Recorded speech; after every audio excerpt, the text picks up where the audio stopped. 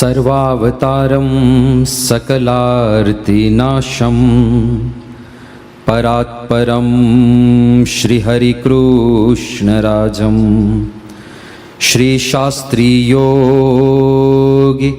प्रमुखान् प्रणम्य ब्रह्माक्षरं केशवमानमामि। हे नाथ मुझने मति शुद्ध देजो, हइये सदा सेवक भाव रहजो। छो शब्द मारा पण आप कहजो, राजी थई अक्षर भाव देजो। ओम इष्टदेवाय परब्रह्मणे श्री स्वामिनारायणाय नमः। ओम आद्य गुरवे अक्षर ब्रह्मणे श्री गुणातीतानंदाय नमः। ओम श्री भगतजी महाराजाय नमः। ओम श्री शास्त्री जी महाराजाय नमः। ओम श्री योगी जी महाराजाय नमः। ओम श्री प्रमुख स्वामी महाराजाय नमः। ओम श्री प्रकट ब्रह्मस्वरूपाय गुरुहरये श्री महंत स्वामी महाराजाय नमो नमः। गई काले आपने जे मनुष्य शरीर प्राप्त थयुं छे एनो हेतु शुं छे ए आपणे सत्संग दीक्षा शास्त्रथी समझ्या कि आ मुक्तिनुं साधन छे। साधनमां बे वस्तु होय, एक तो साधननी साचवणी, बीजुं एनो योग्य उपयोग। घणीवार खाली साचवे ज राखे पण उपयोग ज ना करे। अमुक लोको एवा होय, नवी वस्तु लाव्या होय तो मूकी राखे शोकेसमां। शोकेसमां मूकवा माटे नथी, एनो उपयोग करवा माटे छे। वधारे पड़ती साचवणी, जेम के अत्यारे तलवारोनो उपयोग रह्यो नहीं तो तलवारो हवे शोकेसमां आवी गई। घरमां मूकी राख्या होय आम बे एरो अने वच्चे ढाल मूकी होय। बंदूको वपराती नथी तो घणा राइफल कोकना घरमां होय तो राइफल डेकोरेशनमां मूकी होय। ए चलो डेकोरेशन छे, अत्यारे वपराती नथी पण एनो उपयोग यथार्थ कंईक जुदो छे। एमां शरीर खाली डेकोरेशन करवा माटे नथी। शरीर खाली साचवी राखवा माटे के एने सुख सुविधामां राखवा माटे के एने बस सुवડાવી राखवा माटे के एने ओछामां ओछो भीड़ो पड़े एना माटे आ शरीर नथी। माणसनुं शरीर तो कसावा माटे बनावेલું છે। माणसनुं शरीर तो मेहनत करवा माटे बन्युं છે। कोई पण शरीर मेहनत करवा माटे बनेला છે, एने बदले माणस मैक्सिमम प्रयत्न साधनने साचवવાનો જ करे છે। साधनने तंदुरस्त राखो जेथी करीने योग्य जग्याए वपराय। एक तो ए છે સાચવણી અને બીજું यथार्थ उपयोग। मर्सिडीज गाड़ीमां कचरो पण भरी शकाय पण ए कचरो भरवा माटे नथी। तो यथार्थ उपयोग एनो जे होय ए प्रमाणे उपयोग करीए। मुक्तिनुं साधन छे तो शरीरने मुक्ति माटे वापरीए। अने पछी तरत ज मोहन साई महाराज लौकिक व्यवहारनी वात करे छे के लौकिको व्यवहारस्तु देह निर्वाह हेतुकः नैव स परमं लक्ष्यम् अस्य मनुष्य जन्मनः। एक पहला हेतु देखाड्यो शेना माटे छे अने पछी पाछुं नकार मुखे कर्युं के आना माटे तो नथी ज, आ तो ए नथी ज। लौकिक व्यवहार शेना माटे छे? देह निर्वाह हेतुकः। संपत्ति जोईए कारण के देहनो निर्वाह करवानो छे। देह निर्वाह माटे शुं जोईए? रोटी, कपड़ा, मकान अने हेल्थ, स्वास्थ्य, 4 वस्तु जोईए। अने एना माटे जे व्यवहार करवो घटे ए करवानो छे। पण पाछळ ना शुं पाडी के नैव स परमं लक्ष्यम् अस्य मनुष्य जन्मनः। ए आ मनुष्य जन्मनुं परम लक्ष्य नथी। केम ना पाडवी पड़ी? कारण के मोटा भागना लोको एने ज परम लक्ष्य मानीने दौड़े छे।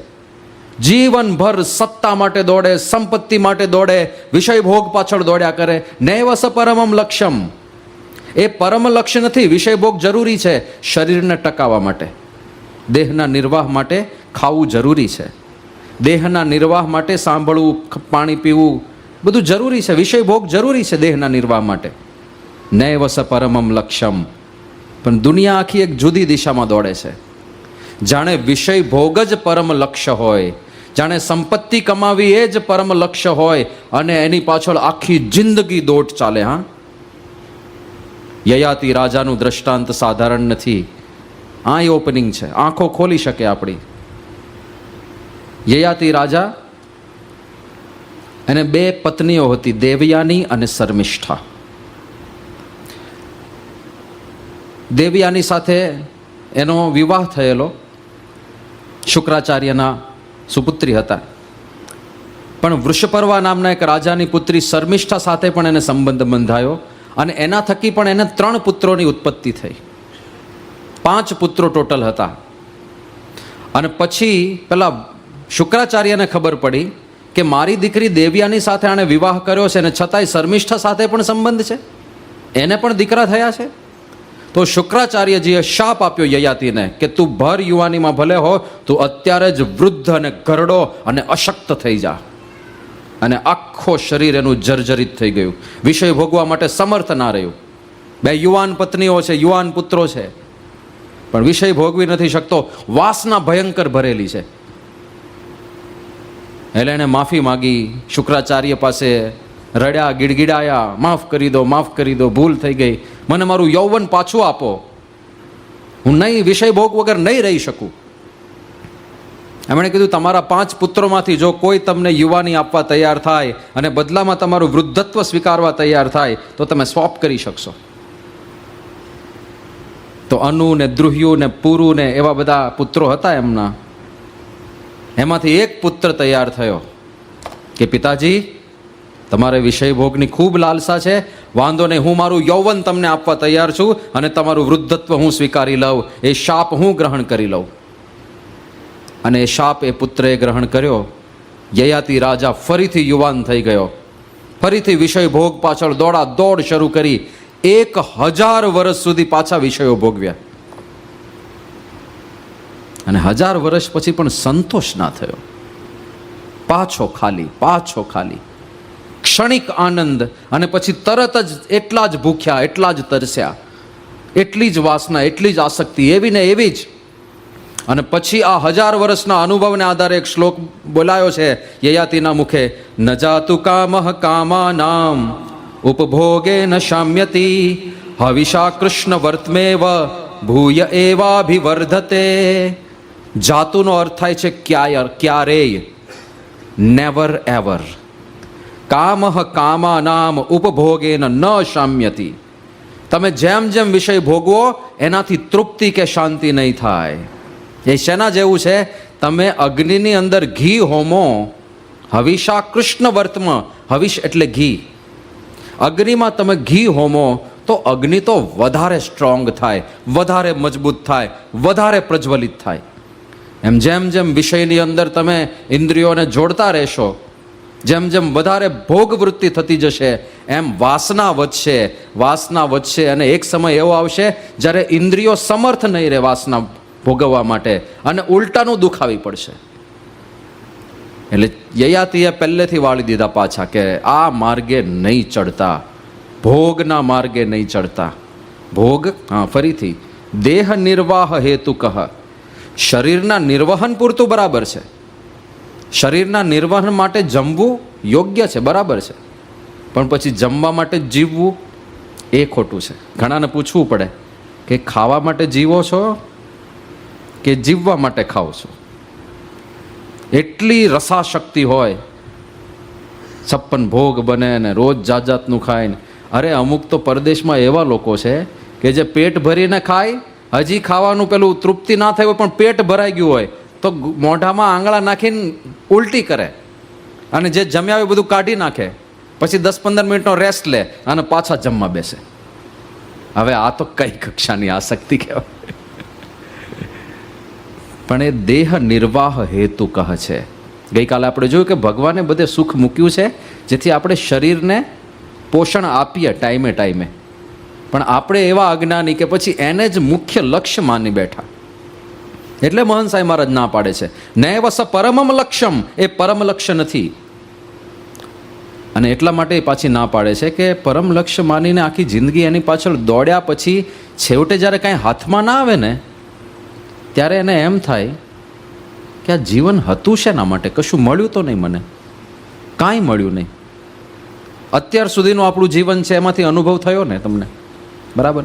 અહીંયા મોટા ભાગના તો બધા 60+ બેઠા છે, એને બધું પરવારી લીધી, જિંદગી જીવી લીધી, એવા જ બધા બેઠા છે. પણ આ છે બધા કાળા વાળવાળા થોડા થોડા. પણ જે કાંઈ આપણે 20, 25, 30 વર્ષ જીવ્યા કે 50, 60 વર્ષ જીવ્યા, અત્યાર સુધીના જીવનનું સર્વૈયું કાઢો. વિષય ભોગમાંથી તૃપ્તિ થઈ કે નથી થઈ? નથી થઈ. ક્યારે એવો વિચાર આવ્યો કે અમારો છેલ્લો આઈસ્ક્રીમ આજ પછી ક્યારે આઈસ્ક્રીમ નહીં ખાવા જોઈએ? નહીં. હા, એટ એ ટાઈમ એવું થાય, 5 કિલો ખવડાવી દીધો હોય, જો કે 5 કિલો ખાઈ જ ના શકે કોઈ, પણ તોય અડધો કિલોનો આખો મોટી ઈંટ જેવો મોટો ગદ્દો મૂક્યો હોય થાળીમાં ને આખો તમારે પાસે ખવડાવ્યો હોય, પછી 1 ચમચી પણ એક્સ્ટ્રા આપે ને કોઈ, નહીં બાપાને, અરે અરે ના રે અરે, પણ તને તો ભાવે છે ને, તારો ફેવરિટ છે, કાજુ દ્રાક્ષ, કેસર પિસ્તા, બદામ પિસ્તા, લે લે લે કાજુ કિશમિશ. હવે 1 ચમચી પણ નહીં જાય ભાઈ, પેટ ફાટી જશે નહીં તો ત્યારે એમ થઈ જાય કે સારું ઉબકો આવી જાય, હવે નહીં ખવાય. બીજે દિવસે પાછો ભૂખ્યો, સવારે પાછો ફ્રીજ ખોલે, ખાના ખોલે, કંઈક છે મમ્મી, કાંઈ પડ્યું છે, બીજે દિવસે પાછો ભૂખ્યો થઈ જાય. એટલે પરમ સંતોષ એ વાતમાં નથી. તો આપણે હેતુપૂર્વક બ્રેક મારીને ક્યાંક અટકવું પડશે ને, કોઈક જગ્યાએ અટકવું પડે કે નહીં, બસ હવે આટલું જ, શરીર નિર્વાહ પૂરતું જ. અને એના માટે આદર્શ આપણા ગુરુઓ છે. આ શરીર નિર્વાહ પૂરતું જ, એવરીથિંગ કેલ્ક્યુલેટેડ. તમે મહંત સાહેબ મહારાજનું ભોજન જુઓ અને પ્રમુખ સ્વામી મહારાજના ભોજન આપણે જોયા. એમનો થાળ ગયો હોય ને પાછો આવ્યો હોય, એમાં તમે થાળ આવ્યો હોય અને પાછો ગયેલા થાળના 2 ફોટા પાડો ને તો એવું જ લાગે કે આમાંથી કાંઈ ઓછું જ નથી થયું. થોડું થોડું થોડું થોડું થોડું લીધું હોય અને એમાંથી કશું જાણે આમ એકદમ મિતાહારી. મહંત સ્વામી મહારાજનું તો બધું કેલ્ક્યુલેટેડ પાછું. 4 પરવળ જમવાના તો 4 જ પરવળ જમવાના, 5મું મૂક્યું પત્તરમાં તો બહાર કાઢી નાખે. 4 જ, બધું ગણતરીનું હોય. અને આપણે આઈટમ પ્રમાણે બધું બદલાય, ક્વોન્ટિટી બદલાય. ક્યારેક સારું બની ગયું હોય તો બેટિંગ કરી નાખે, બરાબર. બધી ગણતરી ઘરવાળાની ખોટી પડે. એમણે વિચાર કર્યો કે ભાઈ આટલા ભજીયા જોશે આજે, આટલા દર વખતે આટલું જોઈએ, પણ ભાઈ સારા બની ગયા અને આપણને મજા આવી ગઈ હોય તો આપણે 4 જણનું એકલા ખાઈ જઈએ. એટલે આપણે ઘણીવાર સભામાં પ્રસાદનું એસ્ટિમેશન નથી આવતું, કારણ કે આ 100 જણની ખીચડી બનાવી હોય, પણ ખીચડી ક્યારેક પાછી સારી બની જાય તો બધા 1.5 કે બમણી ખાય, તો 50 જણ પૂરી કરી નાખે 100 જણની ખીચડી, બાકી 50 તાત્કાલિક બનાવવી પડે. આવું બધું થતું હોય. પ્રસાદ મંત્રી જે હશે એને અનુભવ હશે આ બધા. પણ વિષય ભોગ અને ધન અર્જન એ મુખ્ય વસ્તુ બની ગયા. અને એના માટે એટલો બધો પ્રયત્ન થાય, એટલો બધો સમય ફળવાય કે જે સમય પરિવારને આપવાનો છે, જે સમય સત્સંગને આપવાનો છે, જે સમય શરીરને સાચવવા માટે આપવાનો છે, જે સમય અભ્યાસ અને વિદ્યા અર્જન માટે આપવાનો છે, એ બધો જ સમય ધન અર્જન પાછળ જતો રહે. એટલા માટે જ મધુરવદન સ્વામીએ પેલા ભજનમાં લખ્યું ને કે પૈસા પૈસા પૈસા સૌને વાલા પૈસા, કે આ જગતમાં જ્યાં જુઓ ત્યાં સૌને વાલા પૈસા. અરે પૈસા પૈસા પૈસા સૌને વાલા. પછી આખું નિરૂપણ કર્યું છે એમણે કે જન્મ થયો જે બાળકનો ત્યાં નર્સ માગે પૈસા, વધામણીના પૈસા માગે નર્સ. બધાઈ હો આપકે યહાં બચ્ચા હુઆ, બેટા હુઆ, લાવો કંઈક વધામણી. ત્યાંથી શરૂ થાય કે પછી સ્કૂલમાં એડમિશન કરાવવા જાય તો ત્યાંય ડોનેશન માગે, ત્યાંય પૈસા. અને પછી મોટો થાય ને જ્યાં જીવનના દરેક તબક્કે કંઈક ને કંઈક, લગ્ન આવે તો ત્યાંય પછી પછી ભેટ સોગાત શું આપવાના છે ને ફલાણું શું આપવાના છે ને બધું જાત જાતનું ચાલે. પૈસા પૈસા, એની પાછળ જ આખી દુનિયા જાણે ભાગતી હોય અને એની આસપાસ જ પોતાની દુનિયા ગોળ ગોળ ફરતી હોય એવું ચિત્ર ઘણીવાર દેખાય. નાઇટ શિફ્ટ ને ડે શિફ્ટ ને 12 કલાક ને 14 કલાક. હવે જેને નોકરી છે એ તો વિવશ છે બિચારા, એને તો કંઈ વાંધો નથી. પણ જેના હાથમાં સ્વતંત્રતા છે એ ધારે તો થોડો વ્યવહાર ઓછો કરી શકે એમ છે, એ પણ આ પૈસાની હોડમાં, ધન અર્જનની હોડમાં ત્યાં બ્રેક નથી મારતા. તો એ તમારા સંબંધોને ખાઈ જાય, બાળક કેટલામાં ધોરણમાં ભણે છે એ પિતાને ખબર ના હોય. હવે આ તે કાંઈ આ શું છે? આ તમને તમારા પરિવારની આટલી પણ ખબર ના હોય કે બાળક કેટલામાં ધોરણ ભણે? એવા પહેલાં પ્રસંગો બનતા. અમારા સંતોના અનુભવમાં આવેલી બધી વાતો છે. પધરામણી કરીએ અને નાનો છોકરો ત્યાં રમતો હોય ને પૂછીએ ને કેટલામું ભણે છે, આ છોકરો કેટલામું ભણે છે, તો એના પપ્પા છોકરાને બોલાવે, અહીંયા બેટા બેટા સ્વામીને કે કેટલામું ભણે છે, કારણ કે એને યાદ ના હોય. તો એટલું બધું આની પાછળ લૌકિક વ્યવહાર પાછળ દોડ કરીએ કે આપણે કુટુંબને સમય ના આપી શકીએ, આપણે સત્સંગને સમય ના આપી શકીએ, આપણે કંઈક અધ્યાત્મ સાધના, ધ્યાન, ભજન, કીર્તન કરવા હોય, કંઈક સારું મનન ચિંતન કરવું હોય એને સમય ના આપી શકીએ, કંઈક સારા વિચારો, સારા પુસ્તકો વાંચવા હોય એને સમય ના આપી શકીએ, તો પછી એકલું આ વ્યવહાર પાછળની દોડ એ જીવનને નિષ્ફળ બનાવશે. છેવટે કશું કામ નહીં આવે. નેપોલિયન અડધી પૃથ્વી ઉપર રાજ્ય કર્યા પછી એવું બોલે છે કે I have enough wealth to buy any comfort. મારે કોઈ પણ સુખ સગવડ ખરીદવા માટે પૂરતી સંપત્તિ મારી પાસે છે. I can have the world at my feet. હું જો ધારું તો આખી દુનિયાને મારા ચરણોમાં, મારા કદમોમાં ઝુકાવી શકું એટલી શક્તિ, એવું સામર્થ્ય મારી અંદર છે. Yet I regret. પણ છતાંય હું પસ્તાવું છું કે I have not seen 6 happy days in my life. મેં મારા જીવનમાં સુખના 6 દિવસો જોયા નથી. હવે અડધી દુનિયા ઉપર રાજ્ય કરીને માણસ આવું બોલતો હોય કે મેં મારા જીવનમાં સુખના 6 દિવસો જોયા નથી, તો એ જીવન શું કામનું?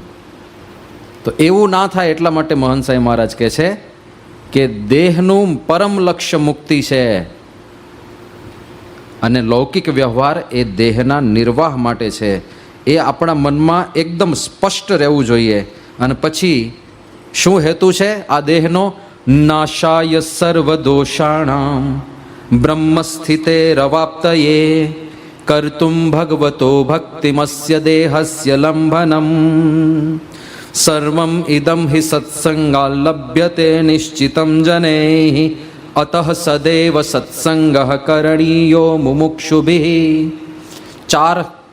3 હેતુ બતાવે છે શેના માટે મનુષ્ય જન્મ પ્રાપ્ત થયો. નાશાય સર્વ દોષાણામ, બધા દોષના નાશ માટે. બીજો હેતુ બ્રહ્મ સ્થિતે રવાપ્ત, બ્રાહ્મી સ્થિતિ પ્રાપ્ત કરવા માટે. ત્રીજો હેતુ કર્તુમ ભગવતો ભક્તિમ, ભગવાનની ભક્તિ કરવા માટે.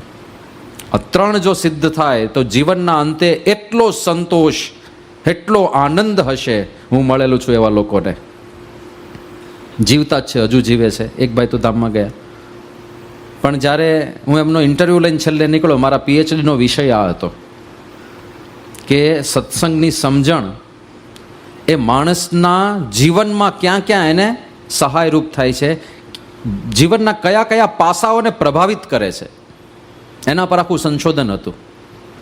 અને જે અચરજકારી પ્રસંગો મળ્યા છે કે આ સત્સંગ આર્થિક પાસું હોય, કૌટુંબિક પાસું હોય, વ્યવહારનું પાસું હોય, મુક્તિનું પાસું હોય, સુખ દુઃખની અનુભૂતિનું પાસું હોય, જીવનના દરેક વિદ્યાર્થી હોય તો વિદ્યાભ્યાસનું પાસું હોય, એ દરેક જગ્યાએ આ સત્સંગ અડે છે. બોલો, દરેક જગ્યાએ ફાયદો કરે છે. જો યથાર્થ સત્સંગ થાય ને આ સિદ્ધાંતો અપનાવવામાં આવે તો આખા જીવનને ધન્ય કરી મૂકે. અને છેલ્લે સંતોષ, શાંતિ અને કૃતાર્થતાનો અનુભવ એ તો પાછું લટકામાં. એને પછી એવું ના થાય, એને ખબર હોય કે આ સંસાર ખોટો છે, એને ખબર હોય કે આ કશું મારું નથી. ઘણાને મરવાની બીક લાગે છે, એનું કારણ આ છે, આસક્તિઓ જોડીને બેઠા છે. એટલે શરીરમાંથી છૂટવું તો અઘરું જ પડવાનું ને. જ્યાં ત્યાં આસક્તિ બાંધી રાખી હોય તો છોડી ના શકે માણસ. એટલે દેહમાંથી નીકળવું અઘરું પડે. પણ જેણે બધું સાંખ્ય કરીને બેઠા હોય ને, એના માટે માખણમાંથી મોળોવાળો જેમ નીકળી જાય ને, આમ એકદમ સરળતાથી, એવી રીતે શરીર છોડવું સહેલું છે, કાંઈ અઘરું નથી. આસક્તિ, અનાસક્તિ, આ બધો ખેલ છે ને, એના માટે તો સત્સંગ છે. નાશાય સર્વ દોષાણામ, પહેલો હેતુ. કેમ દોષોનો નાશ? કારણ કે આપણને દુઃખી કરનાર બધા દોષો છે. ગમે તેટલું હોય, પણ જ્યાં સુધી દોષનો નાશ નહીં થાય ત્યાં સુધી સંતોષ કે શાંતિ નહીં થાય. એ નક્કી વાત છે ને. રાવણ પાસે શું નહોતું? સંપત્તિ સોનાની લંકા. અને વાલ્મીકીય રામાયણમાં તો જે વર્ણન છે ખાલી સોનાની લંકા નહીં, લંકાની અંદર સ્નાનાગારો હતા. હું ખાલી એક સેમ્પલ આપું છું કેવી હતી લંકા. વાલ્મીકીય રામાયણમાં જે વર્ણન છે, લંકામાં સ્નાનાગારો હતા, એટલે સ્વિમિંગ પુલ્સ, બહુવચન શબ્દ વાપરું છું, ઘણા બધા. એ સ્નાનાગારોની જે બોર્ડર બનાવી હોય ને, અત્યારે તો આપણે ટાઇલ્સ ને એવું બધું જડતા હોય છે ને, ત્યાં બધા વૈદુર્ય મણિ ને નીલમ ને માણેક ને એવા બધા જડીને તો એની બોર્ડર્સ બનાવેલી. એના પગથિયા, સ્નાનાગારમાં ઉતરવા માટેના પગથિયા એ વૈદુર્ય મણિમાંથી બનાવેલા. આવું વર્ણન મળે છે. બોલો, હવે સ્વિમિંગ પુલ આવા હોય, પબ્લિક પ્લેસ, તો મહેલ કેવો હશે, તો એના બેડરૂમની ડિઝાઇન કેવી હશે, તો એનો સુવાનો પલંગ કેવો હશે, બધું જ હતું. હા, પણ આ ધનની કાંઈ ત્રિરાશી નથી મંડાતી સુખ સાથે, કે 5,000ના પલંગમાં 8 કલાક ઊંઘ આવે તો 50,000ના પલંગમાં 80 કલાક ઊંઘ આવે. એવી કાંઈ ત્રિરાશી છે નહીં સીધી. 5 કરોડનો પલંગ હોય તો 5 કરોડવાળા પલંગવાળા તો ઊંઘ જ નથી આવતી, ઊંધું તંત્ર જાય છે પાછું. તો એવી ત્રિરાશીઓ સુખ સાથે નથી. સમૃદ્ધિ અને સુખને કંઈ એવો સીધો સંબંધ નથી કે ગ્રાફ આમ સીધો 45 ડિગ્રી પર સીધો જ જાય, કે જેમ જેમ સમૃદ્ધિ વધતી જાય એમ એમ સુખ અને શાંતિ વધતા જાય. એવો તો ગ્રાફ કોઈએ નથી આપ્યો. રાવણની સંપત્તિ ઉપર એક કવિતા બનાવી શકો કે આ વાલ્મીકી રામાયણમાં વર્ણન છે ને એના આધારે. હતી હીરા જડિત ભીતો કનકના મોલ મેલાતો, ઉગે જ્યાં સૂર્ય ગભરાતો, પવન પણ વાય શરમાતો. આમ કરીને સરસ લખ્યું છે. હતી હીરા જડિત ભીતો, ભીતો ઉપર હીરા જડ્યા હતા. કનકના મોલ મેલાતો, મોલ ને મેલાતો બધું કનકનું, સોનાનું હતું, ચમકે બધું, ગોલ્ડ. ઉગે જ્યાં સૂર્ય ગભરાતો, પવન પણ વાય શરમાતો. ગ્રહો ઉપર આધિપત્ય સ્થાપી દીધું હતું રાવણે. સૂર્ય પણ ગભરાતા ઉગે, પવન પણ શરમાતા વાય. અને નગરની નીંદ જ્યાં ઉડે સુણી ગાંધર્વના ગીતો. લંકાવાસીઓને જાગવા માટે એલાર્મ નહીં મૂકવાનું. અંતરિક્ષમાંથી ગાંધર્વો ને અપ્સરાઓ આવે, ગાંધર્વો ઢોલ વગાડે, અપ્સરાઓ નાચગાન કરે, અને પછી એ લોકો નાચી નાચીને ગાય ગાઈને લંકાવાસીઓને જગાડે. જાગો લંકાવાસીઓ, સવાર પડી ગઈ, સવાર પડી ગઈ. કેવી જાહો જલાલી કહેવાય. મજા આવે ને આવી રીતે કોઈ ઉઠાડવા આવે તો બધા ઉઠી જાય તરત જ. પણ આવી જાહો જલાલી લંકામાં હતી. પણ દરેક પંક્તિમાં અંતે કવિ લખે છે, છતાંય દુખ્યો રાવણ સદાય મોતથી બીતો.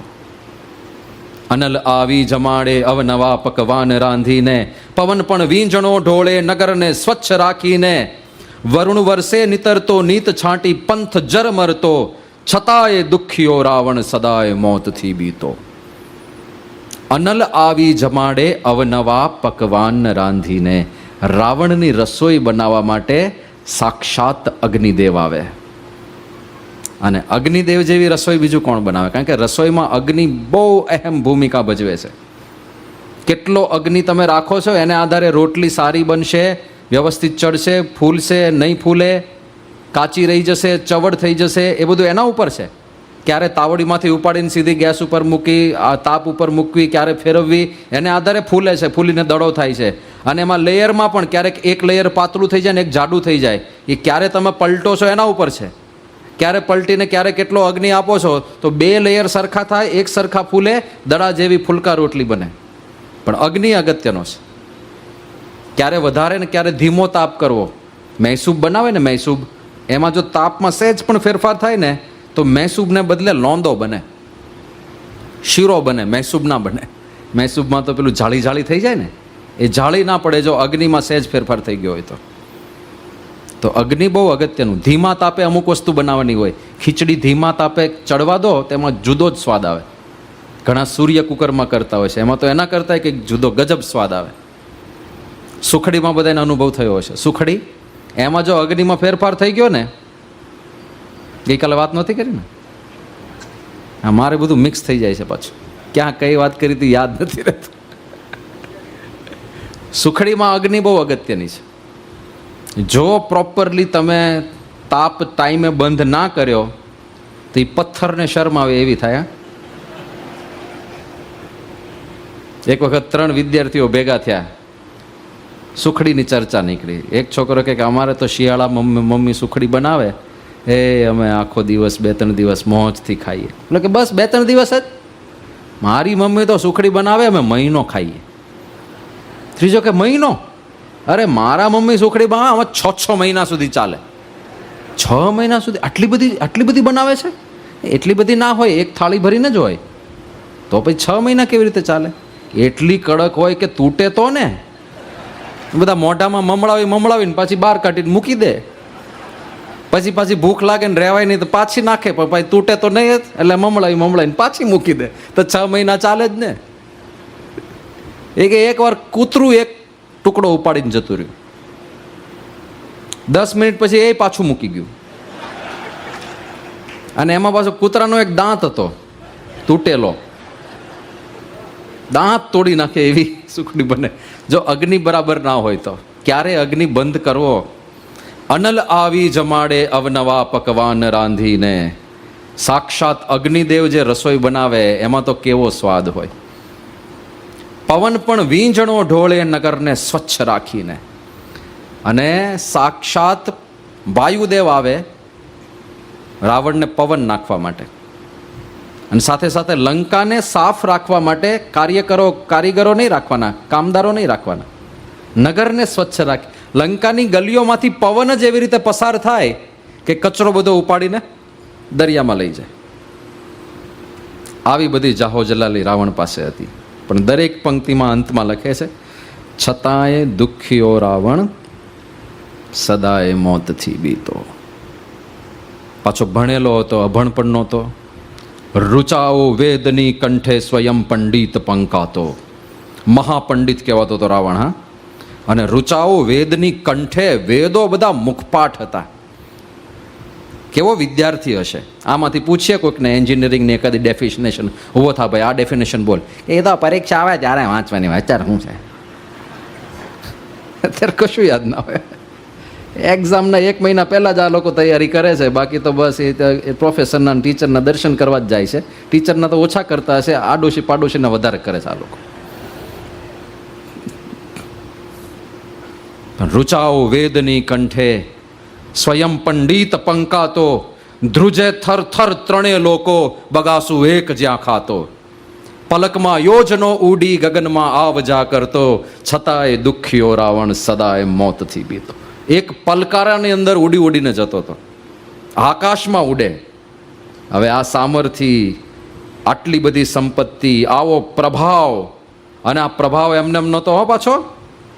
આ ખાલી આ કાવ્ય પૂરતો નથી, એકચ્યુઅલમાં હતો. હનુમાનજી જ્યારે ગયા, વાલ્મીકી મુનિએ સરસ વર્ણન કર્યું છે. હનુમાનજી જ્યારે ગયા લંકાની અંદર, અને બધા જોતા હતા કે સીતાજી ક્યાં છે, સીતાજી ક્યાં છે, સીતાજી ક્યાં છે, શોધતા શોધતા અંદર નીકળ્યા. અને એમાં એક કક્ષમાં એણે રાવણની 1000 પત્નીઓને સૂતેલી જોઈ. રાત્રે ગયા હતા ને હનુમાનજી, 1000 રાવણની પત્નીઓ સૂતી છે. અને ત્યાં વાલ્મીકીજી વર્ણન કરે છે કે એમાંથી ઘણી બધી એવી હતી કે જે રાવણની કીર્તિ અને રાવણની શક્તિ જોઈને સામેથી વરવા માટે તલપાપડ થયેલી. તો મહિલાઓ એમને વરવા માટે તલપાપડ થાય છે. સામર્થ્ય, શક્તિ અને રૂપ કેવું હશે! અને પછી આગળ ગયા હનુમાનજી. મંદોદરી મુખ્ય રાણી કહેવાય, મંદોદરીનો કક્ષ આવ્યો. મંદોદરી સૂતા હતા એમના પલંગમાં. પણ મંદોદરીના મુખની કાંતિ જોઈને, પતિવ્રતા નારી છે મંદોદરી. રોજ સવારે જે પતિવ્રતાઓને યાદ કરવામાં આવે છે એમાં અહલ્યા, દ્રૌપદી, તારા એમ કરીને મંદોદરીનું પણ નામ છે ત્યાં. મંદોદરીને સૂતા જોયેલા હનુમાનજીએ. એમને થયું કે ઓહો, આ જ સીતાજી લાગે છે. કારણ કે આ મુખની કાંતિ જે છે, આવી શોભા તો સીતાજીની જ હોય. તો હનુમાનજી તો એકદમ પ્રસન્ન થઈ ગયા કે સીતાજી મળી ગયા, જેના માટે આવ્યા હતા. પ્રોજેક્ટ સક્સેસફુલ એમ. હવે એકલા જ હતા, સેલિબ્રેશન કેવી રીતે કરવું? 2 માણસ હોય તો કંઈક ચીયર્સ કરે ને કંઈક કોઈક રીતે સેલિબ્રેશન કરે. એકલા જ હતા હનુમાનજી. મજા આવી ગયા, સીતાજી મળી ગયા. તો બીજું તો કાંઈ કરાય એવું હતું નહીં. અને હનુમાનજી પાછા વાનર સ્વરૂપે હતા, એટલે ઉપર ચડે થાંભલા ઉપર ને પાછો ધૂપકો મારે ને પાછા કૂદકા મારે ને પાછું પૂંછડાને ચુંબન કરે ને પાછા ઠેકડા મારે ને પાછા થાંભલા ઉપરથી. એવી રીતે એમણે પર્સનલ સેલિબ્રેશન પણ કરી લીધું કે સીતાજી મળી ગયા. પછી પાછો કાઉન્ટર વિચાર આવ્યો કે સીતાજી હોય તો આવી રીતે ઊંઘતા ના હોય પાછા. રામચંદ્રજીના વિયોગમાં સીતાજી તો ઉન્નિદ્ર થઈ ગયા હોય, એમની ઊંઘ ઉડી ગઈ હોય કે આ તો ઘસઘસાટ ઊંઘે છે, કે આ સીતાજી ના હોય. હજી કે સીતાજી હોય તો આ મુખારવિંદ ઉપર જે પુષ્ટિ છે, પુષ્ટ શરીર છે, એવું પણ ના હોય. સીતાજી તો રામચંદ્રજીના વિયોગમાં કૃશ થઈ ગયા હોય, દુઃખી હોય કે આ થોડું અર્લી સેલિબ્રેશન થઈ ગયું, આ બીજું કોક લાગે છે. પછી આગળ ગયા હનુમાનજી અને રાવણના કક્ષમાં ગયા. સૂતો તો અને જાણે સોનાના પલંગમાં કાળો પર્વત પડ્યો હોય ને એવી રીતે રાવણ ત્યાં સૂતેલો જોયો હનુમાનજીએ. અને થયું કે હા, આ લંકાપતિ જેની વાતો સાંભળીએ છે, સૂતેલો જોયો. પછી આગળ ગયા. આગળ રાવણના રસોડાનું વર્ણન આવે છે વાલ્મીકી રામાયણ. ક્યારેક ટાઈમ મળે તો આ બધું વાંચજો ભાઈ. આ બધા વોટ્સએપમાં કોકના ડીપી ના જોતા નકરા, આ બધું વાંચજો તો આમાંથી કંઈક સારું જ્ઞાન મળશે, કંઈક સારા સંસ્કારો શીખવા મળશે. રાવણના રસોડાનું વર્ણન આવે છે. દેશ વિદેશની કેટલી બધી આઈટમ, જાત જાતની મદિરાઓ, જાત જાતના માંસ, બધું તૈયાર પડેલું ત્યાં. એ બધું હનુમાનજી જોતા જોતા નીકળે છે. અને ત્યાં એક એક વસ્તુના નામ લખ્યા છે વાલ્મીકી ઋષિએ. જાત જાતની બધી સુરા એટલે દારૂ. અત્યારે જે બધા જુદા જુદા પ્રકાર આવે છે ને, વિસ્કી ને વાઇન ને બ્રાન્ડી ને ટકીલાન, બુકીલાન, મુકીલાન, ખબર નહીં શું શું આવે છે, પણ એ બધી જુદી જુદી પ્રકારની સુરાઓ ત્યાં આગળ મૂકેલી હતી. અને એ બધું હનુમાનજી જોયા. અને પછી હનુમાનજીને થયું કે આ બધું જોયું, પાછા સીતાજી ક્યાંય મળતા નથી. પછી વિભીષણ પાસે જાય છે અને વિભીષણ પાસે જઈને વાત કરે છે કે આ સીતાજીને શોધું છું કાંઈ. વિભીષણ કે અશોક વાટિકામાં રાખ્યા છે, ત્યાં આગળ છે. ત્યાં ગયા. અને હવે જો રાવણનો પ્રભાવ હનુમાનજીને પ્રત્યક્ષ જોવો હતો. અશોક વાટિકામાં ગયા, સીતાજી સાથે મિલન થઈ ગયું. રામચંદ્રજીએ જે મુદ્રિકા આપી તે મુદ્રિકા પણ સીતાને અર્પણ કરી એમણે. સીતાજીને પણ વિશ્વાસ આવી ગયો કે આમના દૂત જ છે. અને એ જ વખતે આ જે વાર્તાલાપ ચાલતો હતો ને સીતાજી અને હનુમાનજી વચ્ચે, ત્યારે જ રાવણ આવે છે સીતાજીને મળવા માટે. એટલે હનુમાનજી સીધા ઝાડ ઉપર ચડીને સંતાઈ જાય છે. અને રાવણ સીતાને બધા પ્રલોભનો આપે છે કે તું મારી સાથે વર તો આખી લંકા તારા કદમોમાં, હું પણ તારો સેવક બની જાઉં, એ બધી વાતો કરે છે. સીતાજી તરણું આડું રાખીને એનો તિરસ્કાર જ કર્યા કરે છે. એ વખતે હનુમાનજી આમ જોવા ટ્રાય કરતા હતા કે રાવણ કેવો છે, રાવણ કેવો છે. આમ દિવસે, રાતે સૂતેલો જોયો હતો, પણ આમ દિવસે સજાગ અવસ્થામાં કેવો લાગે.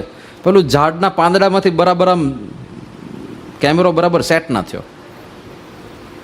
એટલે હનુમાનજીને એક વિચાર આવ્યો કે ભાઈ રામચંદ્રજીનો મેસેજ આપણે સીતાજીને આપી દીધો, સીતાજીનો મેસેજ પણ આપણે સામે લઈ લીધો, હવે જવાનું જ છે પાછું, પ્રોજેક્ટ સક્સેસફુલ. પણ એકવાર રાવણને મળવું તો છે આપણે,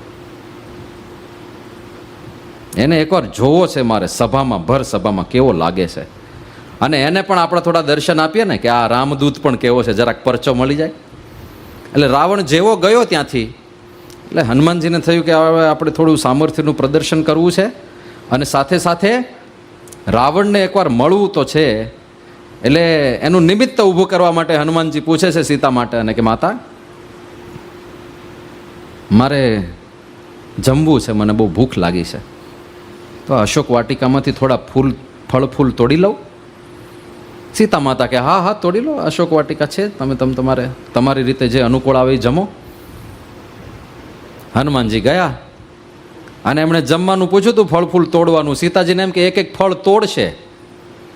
આ તો હનુમાનજી છે, મોટું સ્વરૂપ ધારણ કર્યું.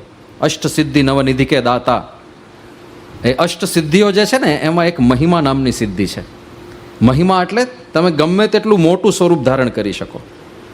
એમાં એક અણિમા નામની સિદ્ધિ છે, એટલે તમે અણુ જેટલું સ્વરૂપ ધારણ કરી શકો.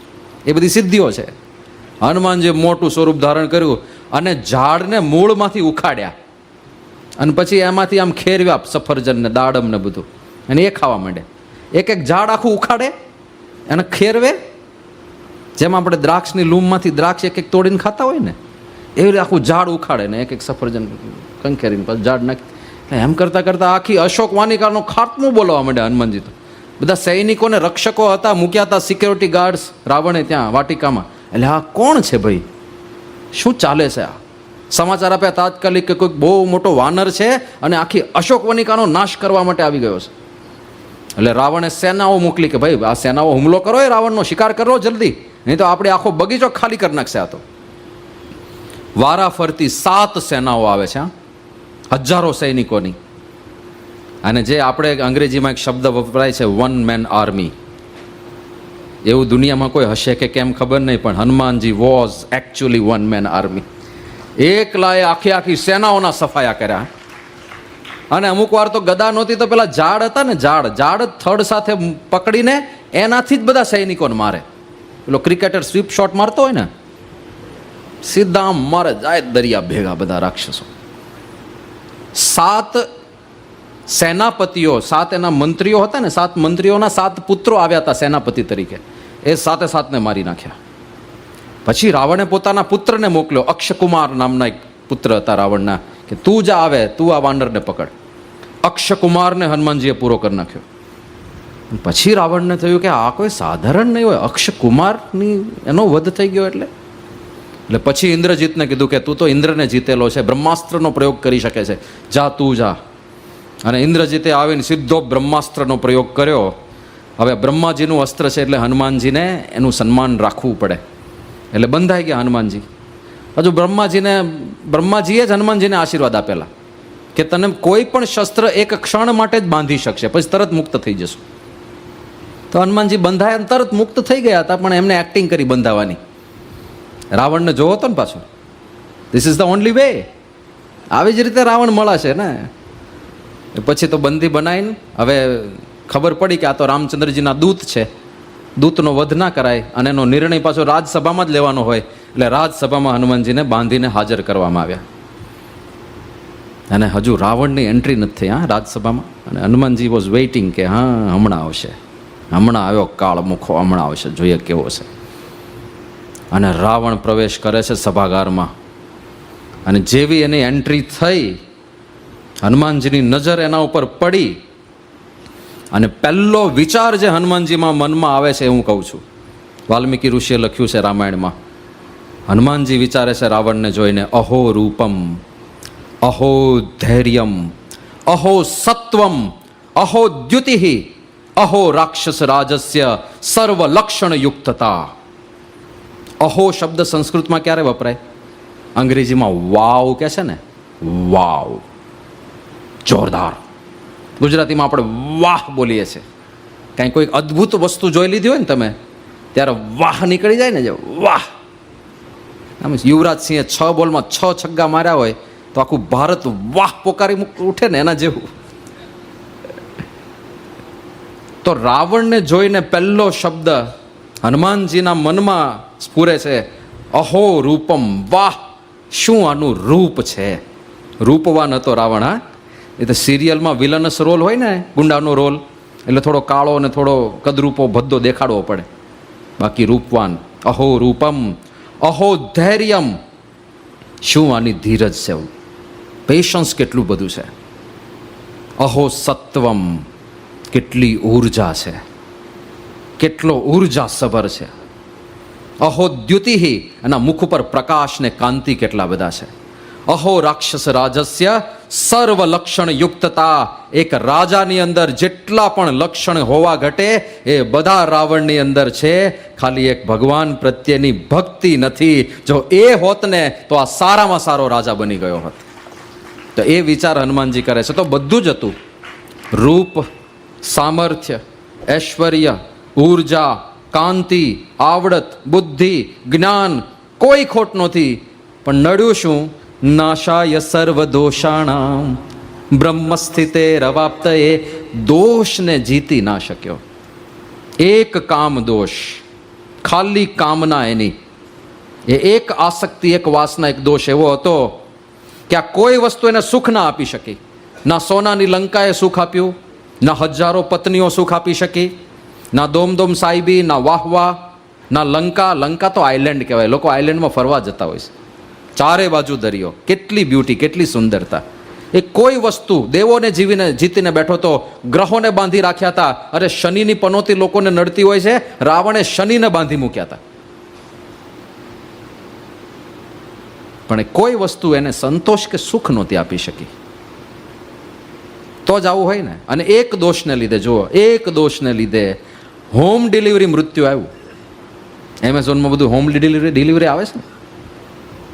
રાવણને મોત આવ્યું હોમ ડિલિવરી. રામ ભગવાન ઘરે આવીને મારી ગયા. શું નડ્યું? એક જ દોષ, કામ દોષ. તો જ્યાં સુધી દોષો છે ત્યાં સુધી ગમે તેટલી સંપત્તિ તમે કમાશો, દોષ તમને સુખ નહીં લેવા દે. એ સિદ્ધાંત વાત છે. દુર્યોધન પણ એ જ લાઈન ઉપર છે ને. એક સમય એવો હતો કે જ્યારે દુર્યોધન પાસે દિલ્હીનું રાજ્ય આવી ગયું હતું, હસ્તિનાપુરનું રાજ્ય આવી ગયું હતું. પાંડવો બધું હારી ગયા હતા. અને આ બાજુ સમજોતો એવો થયો કે પાંડવોને રહેવા માટે કંઈક તો આપો. તો એક સાવ બંજર જેવી જમીન હતી, એ પાંડવોને આપી કે ભાઈ આટલી જમીન તમારી, આટામાં તમે સુખેથી રહો. પાંડવોએ નક્કી કર્યું કે ભાઈ આ જમીન આપણને મળી છે તેને ડેવલપ કરીએ થોડી. આમ પાછા બધા બુદ્ધિશાળી શૂરવીરો તો ખરા જ. એટલે પાંડવોએ જમીન ડેવલપ કરી અને વિશ્વકર્માને બોલાયા. વિશ્વકર્મા તો માસ્ટર આર્કિટેક્ટ કહેવાય, દેવોના આર્કિટેક્ટ. અને એમણે ત્યાં ઇન્દ્રપ્રસ્થ નામનું આખું સરસ નગર ઊભું કરી દીધું. જબરજસ્તનું ડેકોરેશન, જોરદાર. અને જ્યાં જળ હોય ત્યાં સ્થળ દેખાય, સ્થળ હોય ત્યાં જળ દેખાય, એટલી અદ્ભુત રચના કરી ત્યાં. અને ઇન્દ્રપ્રસ્થ નગર યુધિષ્ઠિરનું બની ગયું. આ બાજુ હસ્તિનાપુરનું રાજ્ય તો આખા ભારત વર્ષ ઉપર છે. ઇન્દ્રપ્રસ્થ તો ખાલી એક નાનું સ્ટેટ છે. અને એમાં યુધિષ્ઠિર રાજાએ રાજસૂય યજ્ઞ માંડ્યો. અને રાજસૂય યજ્ઞમાં બધા પોતાના હેતવાળા રાજાઓને આમંત્રણ આપ્યું હોય તો એ બધા આવે, બધા ભેટ સોગાતો બધી લઈને આવે. હવે પહેલાંના સમયમાં કેવું હતું કે આવા બધા પ્રસંગો હોય ને સગાવાલા જ સંભાળી લેતા, સેવા બધી ને. પહેલાં લગ્ન સમારંભ થતા તો અત્યારની જેમ બહારથી કેટરર્સ ના આવ્યા હોય, પીરસવાવાળા બધા ડ્રેસ કોડ પહેરીને બધા બહારના કોઈ અજાણ્યા પીરસનારા ના હોય. બધા ઘરના પરિવારના સભ્યો જ હોય, કુટુંબીજનો જ. રસોઈ પણ કુટુંબીજનો બનાવી નાખે, પીરસવાની સેવા પણ એ કુટુંબીજનો જ કરી નાખે. બધું અંદર અંદર જ થઈ જતું હતું. હવે બધું મોડર્ન વર્લ્ડમાં ખબર નહીં, હવે કુટુંબીજનોનું પીરસોલું ભાવતું નહીં હોય, પચતું નહીં હોય પાછું, એટલે બહારના માણસો પીરસવા બોલાવે. પણ અહીંયા જે કુટુંબીજનોને જુદી જુદી સેવા સોંપવામાં આવી હતી ને, એમાં દુર્યોધનને કઈ સેવા સોંપી હતી કે બહારથી જે બધા રાજાઓ આવે ને એ બધા ભેટ સોગાદો લઈને તો આવે, ગિફ્ટ તો લઈને આવે કંઈક. આટલા મોટા યજ્ઞમાં આમંત્રણ આપીને બોલાયા હોય, એ ગિફ્ટ સ્વીકારવાનું, એક્સેપ્ટ કરવાનું કામ આપણા દુર્યોધનને સોંપેલું. અને આ રાજસૂય યજ્ઞ તો દિવસો સુધી ચાલે. તો રોજ રોજ બધી ગિફ્ટ આવે, રોજ રોજ ગિફ્ટ આવે. અને ઘણા એવા ખણખોદિયા હોય ને તો કોકની ગિફ્ટ ખોલી ખોલીને જોવે પાછા અંદર છે શું, એવા ઘણા હોય છે. હવે ત્યારે તો કાંઈ ગિફ્ટ પેક ને રેપ કરવું ને એવી કાંઈક પ્રણાલી નહીં હોય, પણ જે આપે કે લો મારા તરફથી આ નવલખો હાર, હીરા જડેલો નવલખો હાર રાજા યુધિષ્ઠિરને ભેટ. અને સ્વીકારવાનું દુર્યોધનને. એને નવલખો હાર યુધિષ્ઠિરને, મારે કાંઈ નહીં, તે બરોબર જતો રહ્યો. એ બધું જોઈને એટલો સળગે દુર્યોધન, તેનું વજન ઘટી ગયું ઈર્ષાથી ખાલી. આ એક ઈર્ષા કેવી છે, એનું પોતાનું તો મોટું રાજ્ય છે, તોય એક પાંડવોના નાના રાજ્ય માટે ઈર્ષા. અને એવી ઈર્ષા કે વજન ઘટી ગયું. અને શકુની મામા પૂછે છે યુધિષ્ઠિર, આપણા દુર્યોધનને, કે દુર્યોધન તારા બાજુબંધનું જે કડું છે એ કેમ નીચે આવી જાય છે? પહેલાંના સમયમાં બાજુબંધ અહીંયા બાંધવાની એક ફેશન હશે, પ્રણાલી હશે. તો રોજની એક સાઇઝ ફિક્સ થઈ ગઈ હોય બાજુબંધ અહીંયા રાખવાની. પણ કોઈક માણસનું વજન ઘટી જાય તો કે પહેલાં મોઢા ગાલ ઉપરથી થોડું ઉતરી જાય, પછી કાં ખભા અને આ પેલા બાવડા થોડા પોળા થઈ ગયા હોય તો ત્યાંથી થોડું ચરબી કે મસલ થોડા વીક થઈ જાય, ઢીલા પડે, એટલે આ પાતળો થઈ જાય. તો ત્યાંથી બાજુબંધ સરીને નીચે આવી જતું હતું. પેલા દુર્યોધન પાછું ચડાવે પણ પાછું નીચે આવી જાય, વજન ઘટી ગયું.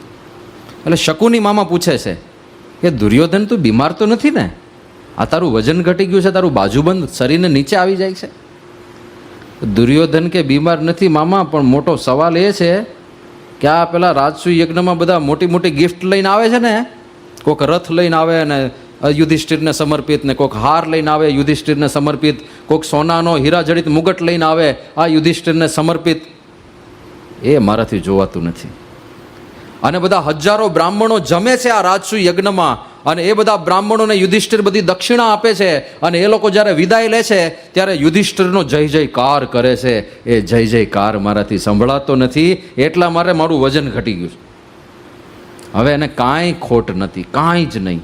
સંપત્તિ, સામર્થ્ય, રાજ્ય બધું મળ્યું છે, પણ ઈર્ષા એક જ દોષ, એક દોષ એવો છે, ચેનથી જમ્પ લાવવા નથી દેતો, ચેનથી બેસવા નથી દેતો.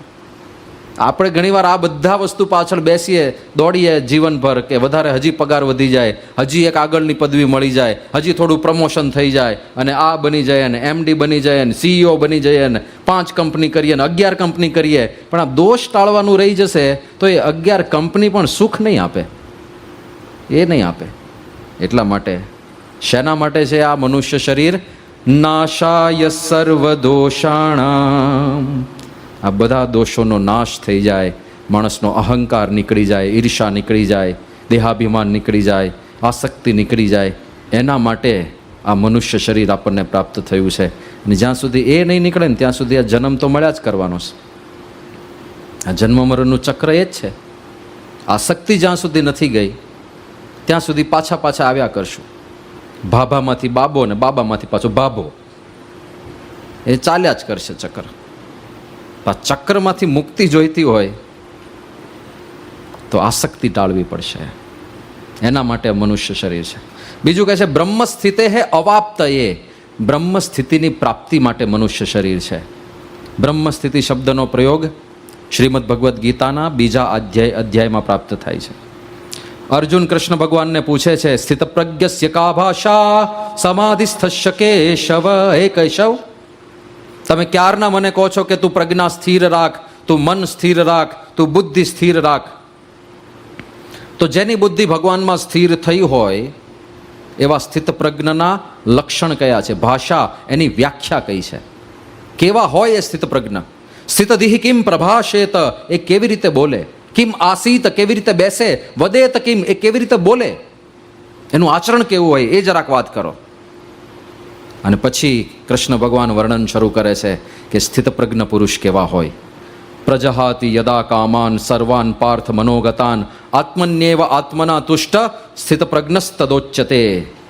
કે જ્યારે પ્રજહાતિ યદા કામાન, જ્યારે મનમાં ઉત્પન્ન થયેલા તમામ લૌકિક સંકલ્પોને માણસ છોડી દે. કોઈ લૌકિક વાસના ના હોય કે આ મોટું કામ કરી લઉં, ફલાણું કરી લઉં, ને પહેલો નંબર લઈ આવું, ને સૌથી પ્રતિષ્ઠિત થઈ જાવ, અને કલોલની અંદર આપણું નામ હોવું જોઈએ. લોકો આપણા નામે કામ કરતા હોય છે, મારું નામ આપજે, મારું નામ તારું કામ થઈ જશે. આવા કોઈ એને મનમાં સંકલ્પો ના હોય કે હું બહુ મોટો થઈ જાઉં અને બહુ મારી ઓળખાણો વધી જાય. એને લોકનો ભાર જ ના હોય. કદાચ દૈવ્ય યોગે આ બધું પ્રાપ્ત થાય તો એને ભાર ના હોય, અને કદાચ ના પ્રાપ્ત થાય તો એને રંજ ના હોય. પ્રજહાતિ યદા કામાન સર્વાન પાર્થ મનોગતાન, બધા જ લૌકિક કામનાઓને છોડીને બેઠા હોય. અને આત્મની એવ આત્મના તુષ્ટ, પોતાના જીવાત્મા દ્વારા પરમાત્મામાં જ સંતુષ્ટ રહેતા હોય. મને ભગવાન મળ્યા છે, મારે ભક્તિ કરવાની છે, બીજું બધું આ લોકનો વ્યવહાર તો કર્યો જ છે. ઇન્દ્ર પણ બની ગયા કેટલી વાર આપણે નરેન્દ્ર રાજાઓ પણ બની ગયા, એક્ટર પણ બની ગયા, ક્રિકેટર બની ગયા, ટ્રેક્ટર બની ગયા, બધું બની ગયા. ટ્રેક્ટર નહીં બન્યા હોય, એ તો નિર્જીવ વસ્તુ છે. ખાલી ભક્ત બનવાનું બાકી છે, બાકી બધું ભોગવીને બેઠા છીએ. અને એકવાર નહીં, અનેક વાર ભોગવીને બેઠા છીએ. અનેક વખત. મહારાજે આપણે કેટલા જન્મ લઈને બેઠા છીએ ને એના 1-2 ઉદાહરણો વચનામૃતમાં આપ્યા છે. એક મહારાજે કીધું કે સમુદ્રમાં જેટલું પાણી છે એટલું આ જીવ માતાનું ધાવણ ધાવ્યો છે. સમુદ્રનું પાણી તો જુઓ. અને માતાનું ધાવણ કાંઈ બધી સ્પીસીસમાં નથી હોતું. ચકલીને ક્યાં માતાનું ધાવણ ધાવવાનું હોય છે? એ તો ખાલી સસ્તન પ્રજાતિ જે હોય છે ને એમાં જ હોય છે. તો એ જ એટલા બધા જન્મ લીધા છે કે બધું દૂધ ભેગું કરે તો સમુદ્રમાં જેટલું જળ છે એટલું દૂધ પીને આપણે બેઠા છીએ. કેટલા જન્મ લીધા હશે વિચાર કરો. પછી બીજું ઉદાહરણ મહારાજે આપ્યું છે કે આ જીવ જે છે એણે જગતમાં જેટલી પણ સ્ત્રીઓ છે એની પેટે કેટલીક વખત જન્મ લીધા છે. એકવાર નહીં, પાછું દરેકના પેટે જન્મ લઈને બેઠા છે. પછી મહારાજ ખાલી મનુષ્યની વાત નથી કરતા. મહારાજ કે જેટલી જગતમાં મીનડીઓ છે, જેટલી કૂતરીઓ છે, જેટલી વાનરીઓ છે, એટલે બીજી બધી સ્પીસીસમાં, ટૂંકમાં દુનિયામાં જેટલા જીવ દેખાય ને એ બધાયના પેટે જન્મ લીધા છે. પછી મહારાજ કે આ જીવે આ દુનિયામાં જેટલા પણ મહિલાઓ છે, સ્ત્રીઓ છે, એમાંથી કઈ એને સ્ત્રી કરી નથી. એટલે બધા સાથે એક વાર લગ્ન કરીને બેઠા છીએ આપણે. પછી કે એના એ જ જીવે સ્ત્રીના દેહમાં રહીને પુરુષ માત્રને પોતાના ધણી કર્યા છે. એટલે વાયસે વર્ષા. એટલે હવે આ કોમ્બિનેશન એટલું જબરજસ્ત છે. તમે અહીંથી ઘરે જાઓ, કથા પૂરી થાય ત્યારે રસ્તામાં કૂતરું બેઠું હોય ને તમે પથ્થર મારીને એને ભગાડો, જો એને વાચા ફૂટે ને તો એવું બોલશે કે મારો છો કામ, એક જન્મમાં તમે મારા પતિ હતા, ત્યારે તો બહુ સાચવતા હતા, અત્યારે પથરા મારો છો. બધા કોમ્બિનેશન આવી ગયા. એટલા જન્મ લઈને બેઠા છીએ. કોઈ પોસ્ટ બાકી રાખી નથી, કોઈ પદવી બાકી રાખી નથી, કોઈ ભોગ બાકી રાખ્યા નથી. બધું વારે વારે ભોગવીને બેઠા છે. હજુ બેળ પડ્યો નથી, પત્તો પડ્યો નથી મુક્તિનો, એટલે પાછા અહીંયા આવ્યા છે.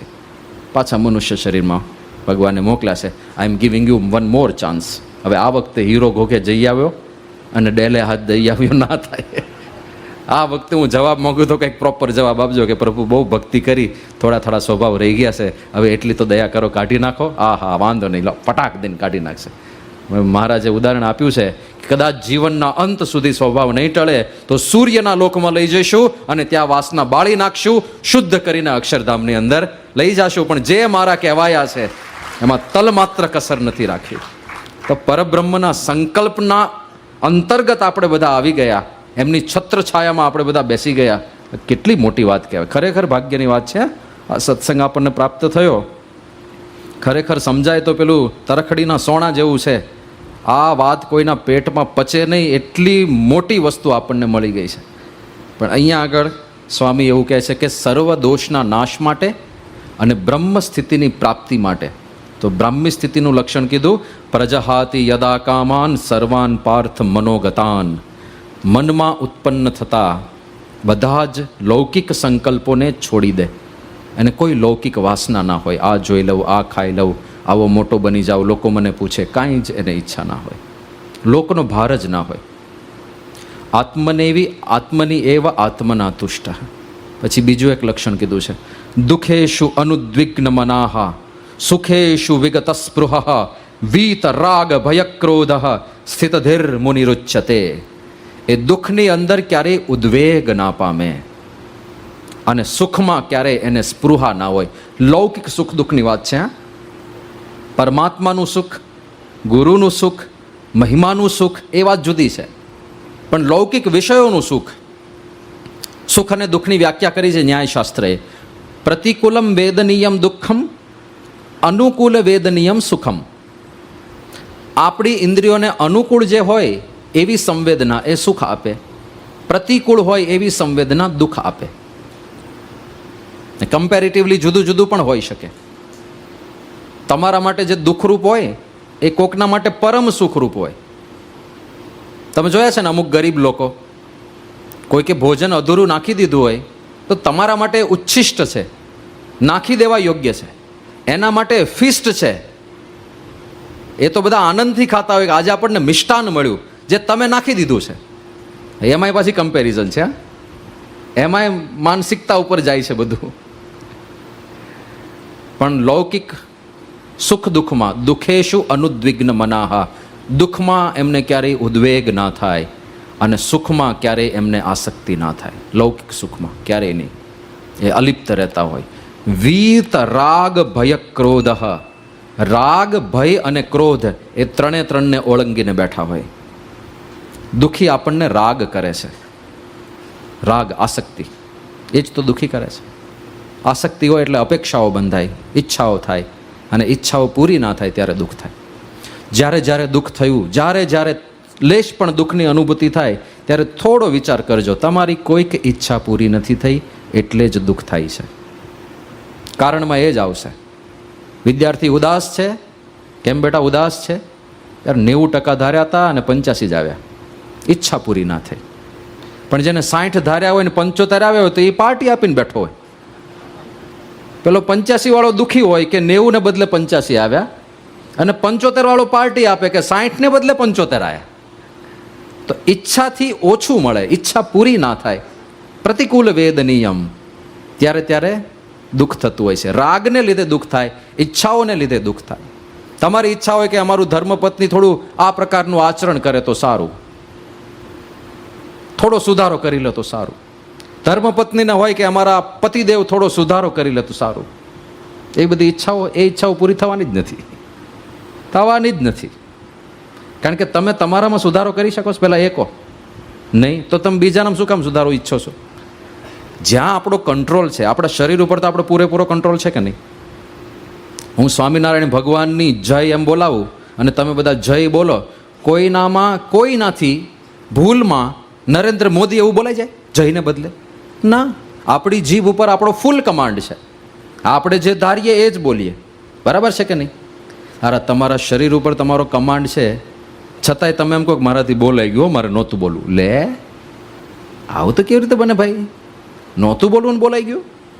તો કે હું થોડો ભાવનાઓમાં વહી ગયો, લાગણીઓના પ્રવાહમાં તણાઈ ગયો, એટલે મારાથી બોલાઈ ગયું. એટલે આપણે આપણામાં નથી, આપણી લાગણીના પ્રવાહને કંટ્રોલ નથી કરી શકતા. અને તમે એવી ઈચ્છા રાખો કે બીજો વ્યક્તિ પોતાની અંદર પરિવર્તન કરે, એ ઈચ્છા પૂરી થવાની છે? નથી થવાની. અને ઈચ્છા પૂરી જ્યારે નહીં થાય ત્યારે દુઃખ આવશે. એના કરતાં ઈચ્છાઓ શું કામ પૂરી કરવી?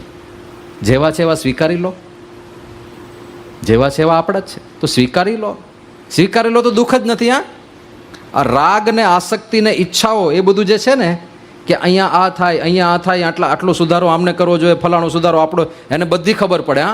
કે આણે કેટલો સુધારો કરવો જોઈએ, આમને શું કરવું જોઈએ, આયોજકે શું કરવું જોઈએ, સભા વ્યવસ્થા કેવી હોય છે, માઇક સિસ્ટમ કેવી હોય છે, બધી એને ખબર પડે. પણ પોતાને શું કરવાનું એ જ એને ખબર ના હોય. પોતાને શું સુધારો કરવાનો એ એને ખબર ના હોય. આખા ગામે શું સુધારો કરવો એ બધું લિસ્ટ એની પાસે તૈયાર હોય. એટલે બીજાનું છોડીને થોડું આપણા તરફ વૃત્તિ. અને જ્યારે આપણે પરિવારમાં રહીએ છીએ ત્યારે એકબીજા પાસે આવી ઈચ્છા ના રાખવી કે સામેવાળો માણસ થોડો સુધારો કરે. ના, એની ઈચ્છા હોય ને કરે ને બધું હોય તો વાત સારી છે. તમે કહી જુઓ, સૂચન આપી જુઓ કે ભાઈ તમારું આવું આચરણ છે, મને થોડું ખૂંચે છે, સુધારો થાય તો ઠીક છે, ના થાય તો કરો મોજ, ક્યાં ચિંતા, સ્વીકારી લો. જેટલું આપણે સ્વીકાર લીધું છે ને એમાં પ્રશ્ન જ નથી. જે નથી સ્વીકારતા એમાં જ લોચા પડે છે કે કેમ આ માણસ આવો છે, અને આટલું તો બદલાવવું જોઈએ ને, આટલું તો સમજવું જોઈએ ને, આટલું તો પરિવર્તન કરવું જોઈએ ને, આટલો તો સ્વભાવ એને થોડો સુધારવો જોઈએ ને. પણ જે સ્વીકાર લીધા છે એમાં ક્યારેય પ્રશ્ન નહીં. દાખલા તરીકે હું તમને કલ્પનામાં જોડું, વ્યવસ્થિત જોડાજો. આ કલ્પનામાં બહુ મજા આવવાની છે. તમે ગીરના જંગલમાં ગયા સિંહ જોવા માટે, અને સિંહ જ્યારે જોવા જાય ને ત્યારે પેલા રેન્જર સાથે ઓળખાણ હોય ને તો આપણને સિંહનો નેચર કે આ લાયન્સ કેવા હોય છે, સિંહ એ રાજા છે. અને રાજા એમને નથી કહેવાતો, એની પ્રકૃતિ રાજા જેવી જ છે. એ ત્યાં બેઠો હોય ને તમે આજુબાજુ ગમે તેટલા પ્રદક્ષિણા કરો, એને નીરખીને જુઓ, એને નજીકથી જુઓ, હી વોન્ટ કેર. એને પડી પણ નહીં હોય. એ આંખો બંધ કરીને સૂતો હશે ને તો તે આંખો ખોલીને તમારી સામે જોશે પણ નહીં. એ એના જ કેફમાં રાચતો હશે. તો તમે બહુ નજીકથી જઈને સિંહને જોઈ શકશો. પણ જો કાંકરી ચાળો કર્યો તો ગયા, તો પછી એ કોઈની સાડાબારી નહીં રાખે. રાજા છે ને, રાજાની હળી ના કરાય, ત્યાં ઘોંચપરોણા ના કરાય. અને પછી તમે આમ સિંહ જોવા ગયા ને, હવે સહેલું નથી આ કેસરી સિંહની આસપાસ રહેવું. એક ત્રાડ પડે ને તો આ બાજુ રાડ પડે. એક વખત 3 ગાડી ભરીને અમુક યુવકો ગયા હતા સિંહ જોવા ગીરના જંગલમાં. હજી ગાડીમાંથી ઉતરીને થોડાક આગળ ચાલ્યા થોડા આગળ, તો ત્યાં ઝાડીની પાછળ સિંહ હશે, એને સીધી ત્રાડ પાડી. અને જે એ ત્રાડ સાંભળીને બધા ગભરાયા. તે 3 ગાડી આમ લાઈનમાં પડી હોય, એમાં સૌથી પહેલા પહેલી ગાડી આવે, બીજી 2 ગાડી તો આગળ હોય દૂર. પહેલી ગાડીમાં 3 ગાડીના પેસેન્જર સમાઈ ગયા. એવી બીક લાગી બધાને. પણ તમે ગયા સિંહ જોવા, તમને રેન્જરે બધા સારી રીતે પ્રોગ્રામ કરી દીધા છે કે આવી રીતે એક્ટ કરવાનું, આવી રીતે મિસબિહેવ નથી કરવાનું સિંહ સાથે. અને તમે વ્યવસ્થિત નિરખ્યો સિંહને ચારે બાજુથી, એની કેશવાળી ને એની આંખો ને એના પૂંછડા ને એનો એકદમ સોનેરી કલર ને તમે અભિભૂત થઈ ગયા. શું જનાવર, શું કુદરતની રચના છે, શું ભગવાને આ બનાવ્યો છે સિંહને. તો પછી પાછા વળતા વળતા વિચાર આવ્યો કે સારું આ ત્રાડ પાડે તો કેવો લાગે. એમને એમ તો ત્રાડ પાડશે ને કંઈક કાંકરી બાકરી મારીએ તો એક પાછળ દોડશે. કાંકરી મારે તો આટલો શાંતિથી બેઠો છે, કંઈ પાછળ દોડે એવું લાગતું નથી. આ તો ગાયની જેમ બેઠો છે. ચલો ને તો ત્રાડ તો પડાવીએ એમ કરીને તમે આમ કાંકરી ચાલો કર્યો અને સીધો ત્રાડ પાડીને સિંહ તમારી પાછળ દોડ્યો. હો, હવે આ કલ્પનામાં પાછળ જોજો. પાછળ દોડ્યો, પાછળ સિંહ, તમે આગળ છો, ભાગ્યા અને સદભાગ્ય નજીકમાં કંઈક ઝાડ જેવું મળી ગયું અને ઝાડ ઉપર તમે ચડવા જાઓ છો, ચડી ગયા ઓલમોસ્ટ, પણ સિંહે કૂદકો મારીને પાછળ એક ખાલી હળવેક દઈને આમ પંજો મારી દીધો. હવે સિંહના નખ તો 1-1 ઇંચના હોય. એ નખ પાછળ આમ વાગ્યા છે અને આખો આ માંસનો લોચો ખેંચી લીધો. તમે બચી ગયા સદભાગ્યે. ત્યાં સુધીમાં રેન્જર આવી ગયો, સિંહ જતો રહ્યો, તમને હોસ્પિટલમાં એડમિટ કર્યા છે, પાછળ પાટાપિંડી થઈ ગઈ છે, બધું સરખું થઈ ગયું છે. પછી બધા સગાવાલાઓ આવે છે તમારી ખબર પૂછવા, અને એ લોકો આવીને શું પ્રશ્ન પૂછશે કે શું થયું હતું. એટલે તમારે આખી સ્ટોરી કહેવાની કે એમાં એવું હતું કે અમે સિંહ જોવા ગયા હતા અને પછી અમે જોયો સરસ સિંહ, પણ પછી મને થયું કે ચાલો ને જરાક ત્રાડ સાંભળે, મેં કાંકરી મારી અને પછી જે જોવા જેવી થઈ, આ એનું પરિણામ છે. તો તમે જે માણસ આવશે ને બધાને આખી સ્ટોરી કહેશો અને હું ચેલેન્જ આપીને કહું છું, સામેવાળા માણસો પછી કંઈક રિએક્શન તો આપે ને, તમને કંઈક સૂચન આપશે. તો કેવા સૂચન આપે કે ભલા માણસ સિંહનો ચાળો કરે, એવું બધું કહે ને કે કાંકરી ચાળો કરાતો હશે, આવું તો કંઈ કરે. હું તમને ચેલેન્જ આપીને કહું, એક પણ વ્યક્તિ એવું નહીં કે આજકાલ સિંહ બહુ બગડી ગયા છે, સિંહે સુધારો કરવો જોઈએ. સિંહ માટે એક પારણ રાખો કલોલમાં, આપણે સિંહ સુધારણા કેન્દ્રની સ્થાપના કરો. સિંહોને બધાને ટ્રેનિંગ આપવી જોઈએ, જેને તને પંજા મારતા ફરે છે. એક પણ વ્યક્તિ એવું નહીં ક્યાં કે સિંહમાં સુધારો કરવો જોઈએ. કેમ? સ્વીકાર લીધું ને કે સિંહ તો આવો જ હોય, આપણે એડજસ્ટ થવાનું. એમ આપણા પરિવારજનો આવા જ હોય, આપણે એડજસ્ટ થવાનું. નક્કી કરી રાખવાનું પડે કે આ અહીંયા કાંકરી ચાળો કરશું તો પંજો મારશે જ, તો નહીં કરવાનો.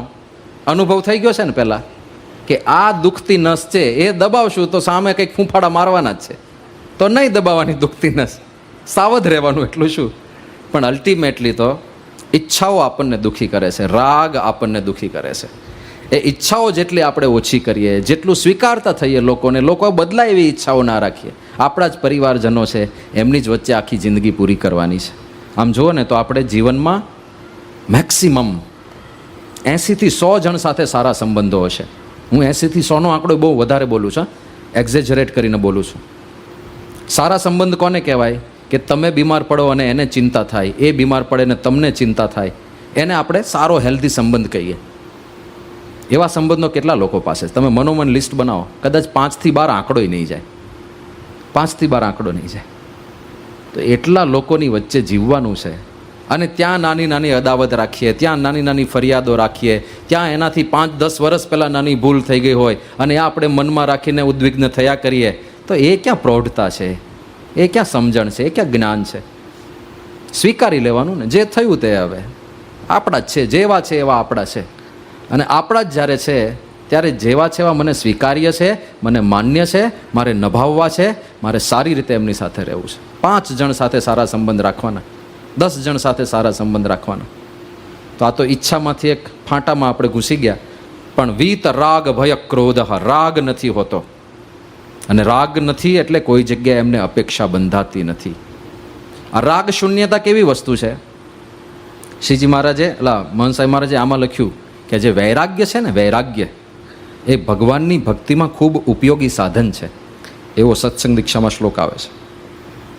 કેમ વૈરાગ્ય? વૈરાગ્યની વ્યાખ્યા એવી છે, ભગવાન સિવાય બીજી કોઈ જગ્યાએ રાગ નહીં, એને વૈરાગ્ય કહેવામાં આવે છે. તો પ્રમુખ સ્વામી મહારાજ વૈરાગ્યવાન પુરુષ, આપણા ગુરુહરિ મહંત સ્વામી મહારાજ પરમ વૈરાગ્યવાન પુરુષ છે. પણ વૈરાગ્યનો અર્થ એવો નથી થતો કે એમને કંઈ સ્વાદ ના આવે. એ નિસ્વાદી પુરુષ છે, એનો અર્થ એવો નથી થતો કે એમને સ્વાદમાં ખબર જ ના પડે. એમને લાડુ જમાડો, કેવો લાગ્યો? હા, ખબર ન પડી હો કેવો લાગ્યો, નિસ્વાદી. એવું નિસ્વાદી નથી. નિસ્વાદી પુરુષ કોને કહેવાય? જેને સ્વાદમાં આસક્તિ ના હોય, જેને સ્વાદમાં રાગ ના હોય. અને વૈરાગ્ય થાય છે કેવી રીતે? દોષ દ્રષ્ટિથી થાય છે. હંસાઈ મહારાજને તમે કારેલું જમાડો તો એ કહી શકે કે આ કડવું છે, લાડુ જમાડો તો એ કહી શકે કે આ ગળ્યો છે. એ તો ખબર પડે ને.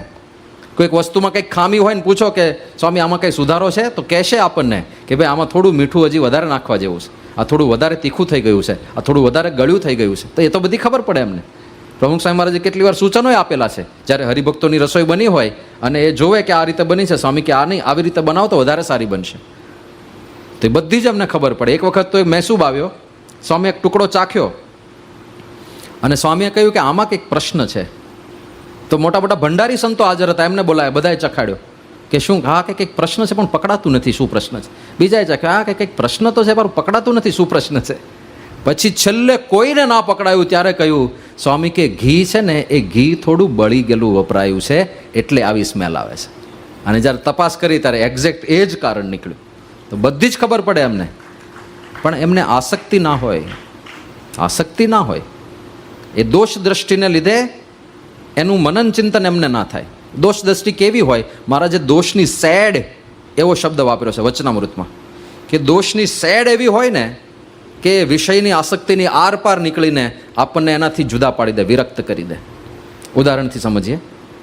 દાખલા તરીકે તમે તમારા મિત્રના બર્થડે પાર્ટીમાં ગયા અને તમારા મિત્રને ખબર છે કે મારા મોટા ભાગના બધા ભાઈબંધો છે ને એને કેરીનો રસ બહુ ભાવે છે, અત્યંત ભાવે છે. અને જે પેલો એક બહારથી સ્પેશિયલ કારીગર બોલાયો છે જબરજસ્ત કેરીનો રસ બનાવવા માટે, અને કેરીનો રસ બની રહ્યો છે, તમે પણ એ જોવા ગયા, બરફ નખાય છે, સરસ મજાનો ઠંડો અને માપનો પાતળો, અને બધી અંદર કેસર થોડી ભેળવું છે ને થોડું ઘી ભેળવું છે ને એ બધું પેલું મિક્સરથી મિક્સ કરે છે. પણ ત્યાં તમે જોયું કે પેલો કેરીનો રસ જે મિક્સ કરવા બેઠો છે ને એના મોઢામાંથી કંઈક એને અજાણતા કંઈક લાળ પડી ગઈ થોડી, આમ 2-3 ટીપા, અને એ પડી કેરીના રસમાં. ઓમ એમ કરીને સ્વાહા થયું. તમે જોઈ લીધું. પહેલાંને પોતાને ખબર નથી કે આવું થઈ ગયું, પણ તમે જોઈ લીધું. હવે એટલું થયું ખાલી આમ 4-5 ટીપા લાળ પડી કોકના મોઢામાંથી કેરીના રસમાં, તો રસનો કલર બદલાઈ જશે? નહીં બદલાય. સ્વાદ બદલાઈ જશે? નહીં બદલાય. સુગંધ બદલાઈ જશે? નહીં બદલાય. કાંઈ જ નહીં બદલાય. પણ જ્યારે તમારા વાટકામાં એ રસ પીરસાશે તો તમે જમી શકશો? નહીં જમી શકો. એ જ સ્વાદ, એ જ સુગંધ, એ જ રંગ, છતાંય તમે જમી નહીં શકો. કેમ? દોષ બુદ્ધિ થઈ ગઈ કે આ લાળ ભળેલો છે, આ ના ખવાય, આ ના ખવાય. પણ જેને ખબર નહીં હોય, દોષ બુદ્ધિ નહીં હોય, એ બધા અરે યાર શું રસ યાર, બર્થડે પાર્ટી તો આવી જ હોવી જોઈએ. Every birthday we are telling you, આ જ કરજો તમે. રસ જ રાખવાનો આપણે દર વખતે 4-4, 5-5, 11-11, 21-21 વાટકીઓ ઉલાળી જાય બધા, જેને ખબર ના હોય એ. અને કદાચ ચલો તમારો ભાઈબંધ તમને અતિશય આગ્રહ કરે ને તમારે બધાને દુઃખી નથી કરવા, એટલે તમે ઘટસ્ફોટ ના કરો કે મૂળ આવો કાંડ થઈ ગયો છે રસ સાથે, અને તમે બેઠા છો ને યાર કેમ દોસ્ત તું નથી લેતો, તારી તો રસ ફેવરિટ આઈટમ છે, લે મારા સમ 1 વાટકી લે, એક વાટકી લે. તો આપણે ભાઈબંધને સારું લગાડવા કદાચ 1 વાટકી પી પણ જઈશું, એ વાટકીમાં સ્વાદ તો આવશે જ ને, રસનો જ આવશે. સુગંધ છે નહીં આવશે, રસની જ આવશે. પણ તમને ગમશે? તમે તમારી જાતે બીજી વાટકી લેશો? આને વૈરાગ્ય કહેવામાં આવે છે. વિષયનો સ્વાદ ને વિષયમાં ખબર ના પડે એવું નથી, ખબર પડે, પણ રાગ શૂન્ય થઈ ગયો હોય, કારણ કે એમને એક દોષની સેડ પેસી ગઈ હોય કે આ વિષયો બંધનકારી છે, આ વિષયો મને વધારે માયામાં નાખશે, આ વિષયો મને છેવટે વધારે દુઃખ આપવાના છે, એટલે જેટલા ભોગવવાના હોય જરૂર પૂરતા એટલો જ વિષયનો સંસર્ગ રાખે, એનાથી વધારે ના રાખે. એને વૈરાગ્ય કહેવામાં આવે છે. આ વૈરાગ્ય છે. તો એને પરમાત્મામાં જ રાગ થાય, આ લોકના કોઈ વિષયોમાં રાગ ના થાય, કારણ કે બધે એને દોષની સેડ દેખાતી હોય, બધી જગ્યાએ દોષ બુદ્ધિ કરીને બેઠા હોય. તો આ બધી વાતો છે. પણ વીત રાગ ભય ક્રોધ સ્થિત ધૈર મુનિ રુચ્યતે, આ સ્થિત પ્રજ્ઞ બ્રાહ્મી સ્થિતિના લક્ષણ કયા. અને પછી આ બધા લક્ષણોનો સમ કરીને છેલ્લે કૃષ્ણ ભગવાન ગીતામાં કહે છે કે આજે મેં સ્થિતિની વાત કરી ને, કે જેણે બધી લૌકિક વાસનાઓ છોડી દીધી છે, લૌકિક સંકલ્પો બધા છોડી દીધા છે, એને રાગ નથી, એ સુખ દુઃખમાં સરખા છે, એ માન અપમાનમાં સરખા છે, એવા જે પુરુષ હોય એની જે સ્થિતિ છે એને કઈ સ્થિતિ કહેવાય? એષા બ્રહ્મ સ્થિતિ પાર્થ નૈનામ પ્રાપ્ય વિમુહ્યતિ સ્થિત્વાસ્યામ અંતકાલેપી બ્રહ્મ નિર્વાણમ રુચ્છતિ. આ બ્રાહ્મી સ્થિતિ છે પાર્થ. નૈનામ પ્રાપ્ય વિમુહ્યતિ. એકવાર આ સ્થિતિ પ્રાપ્ત થઈ જાય પછી ક્યારેય મોહ નથી થતો, રિવર્સિબલ નથી. કોઈ ઊંચાઈ ઉપર ખુરશી પડી હોય તો તમે ચડી પણ શકો ને ઉતરી પણ શકો, રિવર્સિબલ પ્રોસેસ છે ને. પણ એકવાર આ બ્રાહ્મી સ્થિતિ પ્રાપ્ત થઈ પછી ક્યારેય મોહ નથી થતો, પછી ક્યારેય બંધન નથી થતું, પછી ક્યારેય માયામાં પાછું નથી આવવાનું, પછી ક્યારેય આ જગતમાં આપણે દુઃખી નથી થવાનું. એવી આ સ્થિતિ છે.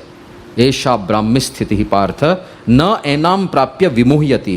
એકવાર મળી ગયા પછી મોહ નથી થતો, અને અંતકાળે પણ સ્થિત્વા અસ્યામ અંતકાલેપી, આ જ સ્થિતિમાં રહ્યો થકો બ્રહ્મ નિર્વાણમ રુચ્છતિ, એ બ્રહ્મધામ અક્ષરધામને પામે છે. આવી વાત બીજા અધ્યાયમાં આવે છે. આ છે બ્રહ્મ સ્થિતિ. એ પ્રાપ્ત કરવા માટે શરીર આપણને મળ્યું છે, અને પામી શકાય એવી વસ્તુ છે. દુર્લભ છે, કઠિન છે, પણ જ્યાં સુધી પામશું નહીં ત્યાં સુધી આ ચક્રનો અંત નથી આવવાનો. એટલે કર્યા વગર છૂટકો નથી. શ્રીજી મહારાજે કીધું ને, આ વાત એકવાર કહે સમજો કે લાખ વાર સહે સમજો, કહે સમજો. આજે સમજો કે લાખ જન્મ કેડે સમજો, પણ આ વાત સમજે જ છૂટકો છે. એમાં બ્રહ્મી સ્થિતિ આ જન્મે કરો કે લાખ જન્મ કેડે કરો, આજે સાધનાનો આરંભ કરો કે 50 વર્ષ પછી સાધનાનો આરંભ કરો, પણ આ કરીએ જ છૂટકો છે. તો બુદ્ધિશાળી માણસ હોય એ શું કરે? શુભસ્તુ શીઘ્રમ, અત્યારે જ શરૂઆત કરવી જોઈએ. આપણે બધા કરીને જ બેઠા છીએ એટલે તો અહીંયા બેઠા છીએ, એમને તો કંઈ અહીંયા આવવાતું નથી. પણ આપણે ભાગ્યશાળી અનુભવ કરવાનો કે આપણને આ બધી ખબર પડી. દુનિયામાં ક્યાં ખબર છે? બધા હોડ તાણીને હૂતા હશે, કે ટીવીમાં સાંજ બી કંઈ દહીંથી જોતા હશે, એ બધું કંઈક જોતા હશે, અને કોઈને પડી નથી શું મોક્ષ છે, શું સંસ્કાર છે, શું સત્સંગ છે, શેના માટે જન્મ છે, મનુષ્ય જન્મનો હેતુ શું છે, દોષ કોને કહેવાય, બ્રહ્મી સ્થિતિ કોને કહેવાય. બાર કોઈક અજાણ્યા માણસને પૂછો એ બ્રાહ્મી સ્થિતિ વિશે કંઈ સાંભળ્યું છે? એટલે આપણે કંઈક પૂર્વના એવા મુમુક્ષુ કે સાધકો હોઈશું કે આવા સાચા ગુરુ, સાચા સત્સંગનો આપણને યોગ થઈ ગયો. પણ અહીંયા આગળ ત્રીજું કારણ બતાવે છે, કર્તુમ ભગવતો ભક્તિમ.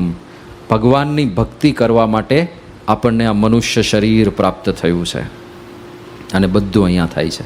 ઇદમ સર્વમ સર્વમ ઇદમ હિ સત્સંગાત લભ્યતે નિશ્ચિતમ જનેહી. અને આ બધું શેનાથી મળે છે? સત્સંગથી. અતઃ સદૈવ સત્સંગ કરણીયો મુમુક્ષુભિ. એટલે હંમેશા સત્સંગ કરવું. આ સત્સંગ કરતાં કરતાં દોષોનો નાશ થઈ જશે. આ સત્સંગ કરતાં કરતાં બ્રાહ્મી સ્થિતિનો અનુભવ પણ થશે, અને આ સત્સંગ કરતાં કરતાં પરમ ભક્તિ પણ આપણને વરસે. ભલે અત્યારે કાંઈ ના થતું હોય, ભલે અત્યારે કાંઈ કદાચ સ્કોપ પણ ના દેખાતો હોય, ખરું આટલું બધું ખેડાણ કરવાનું છે, ક્યારે થશે? પણ થશે ત્યારે એક ક્લિકમાં થશે. મહંસય મહારાજ ઘણી વાર કહેતા હોય છે, એ રાહ જોતા હોય જ્યારે સોનું ઓગાળવાનું હોય ને, સોનાને તમે નીચેથી તપાવો અગ્નિથી, તો એવું કહેવાય છે કે સોનું અંદરથી ઓગળે છે. એટલે બહાર તો આપણને એમ જ લાગે કે આને કંઈ અસર જ નથી થઈ, અસર જ નથી થઈ, પણ અંદરથી એ લિક્વિડ થવા માંડ્યું હોય. અને એક મોમેન્ટ એવી આવે કે બહારનું જે લેયર જે લિક્વિડ થવાનું બાકી હોય એ એક સાથે ફસડાઈને પડે ને ભભાંબ થઈને આખું લિક્વિડ થઈ જાય. એક જ મોમેન્ટ. અંદરથી તો લિક્વિડ થઈ જ રહ્યું છે, પણ બહારથી દેખાતું નથી. પણ એક મોમેન્ટ એ બહારથી તૂટી પડે.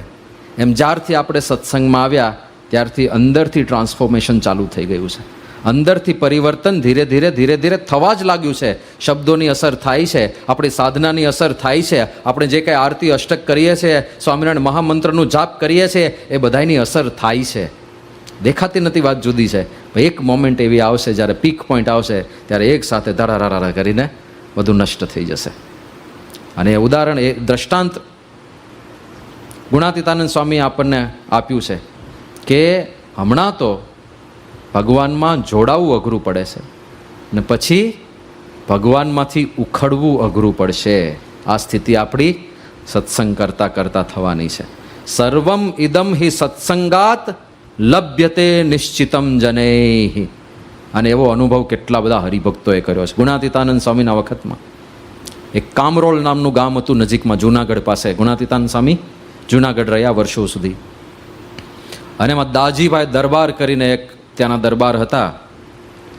એમણે ગુણાતીતાનંદ સ્વામી વિશે બહુ સાંભળ્યું હતું કે જુનાગઢના જે આ સ્વામિનારાયણ મંદિરના મહંત છે ને, બહુ મહાન સંત છે, બહુ પ્રતાપી સંત છે. અને સોરઠની મહેમાનગતિ તો આમાંય વખણાય છે, પણ તમે એકવાર ગુણાતીતની મહેમાનગતિ કરી જુઓ, તમને બહુ આનંદ આવશે. તો આ કામરોળના દાજીભાઈ દરબાર સત્સંગી નથી, પણ ગુણાતીતના વખાણ બહુ સાંભળ્યા, એટલે સ્વામિનારાયણ મંદિરે ઉતારો કરવા માટે ગયા. અને જેવા ત્યાં ઉતારો કરવા ગયા એટલે ગુણાતીતાનંદ સાંઈ તરત જ એમની વ્યવસ્થા કરી કે ઉપર હોકા મેળીની અંદર દરબારને ઉતારો આપો. હવે કેવી ઉદારતા ને કેવી વિશાળ હૃદયતા કહેવાય ગુણાતીતની. એમણે ત્યાં જૂનાગઢમાં એક હોકા મેળી રાખેલી, આજે પણ છે, દર્શન થાય છે.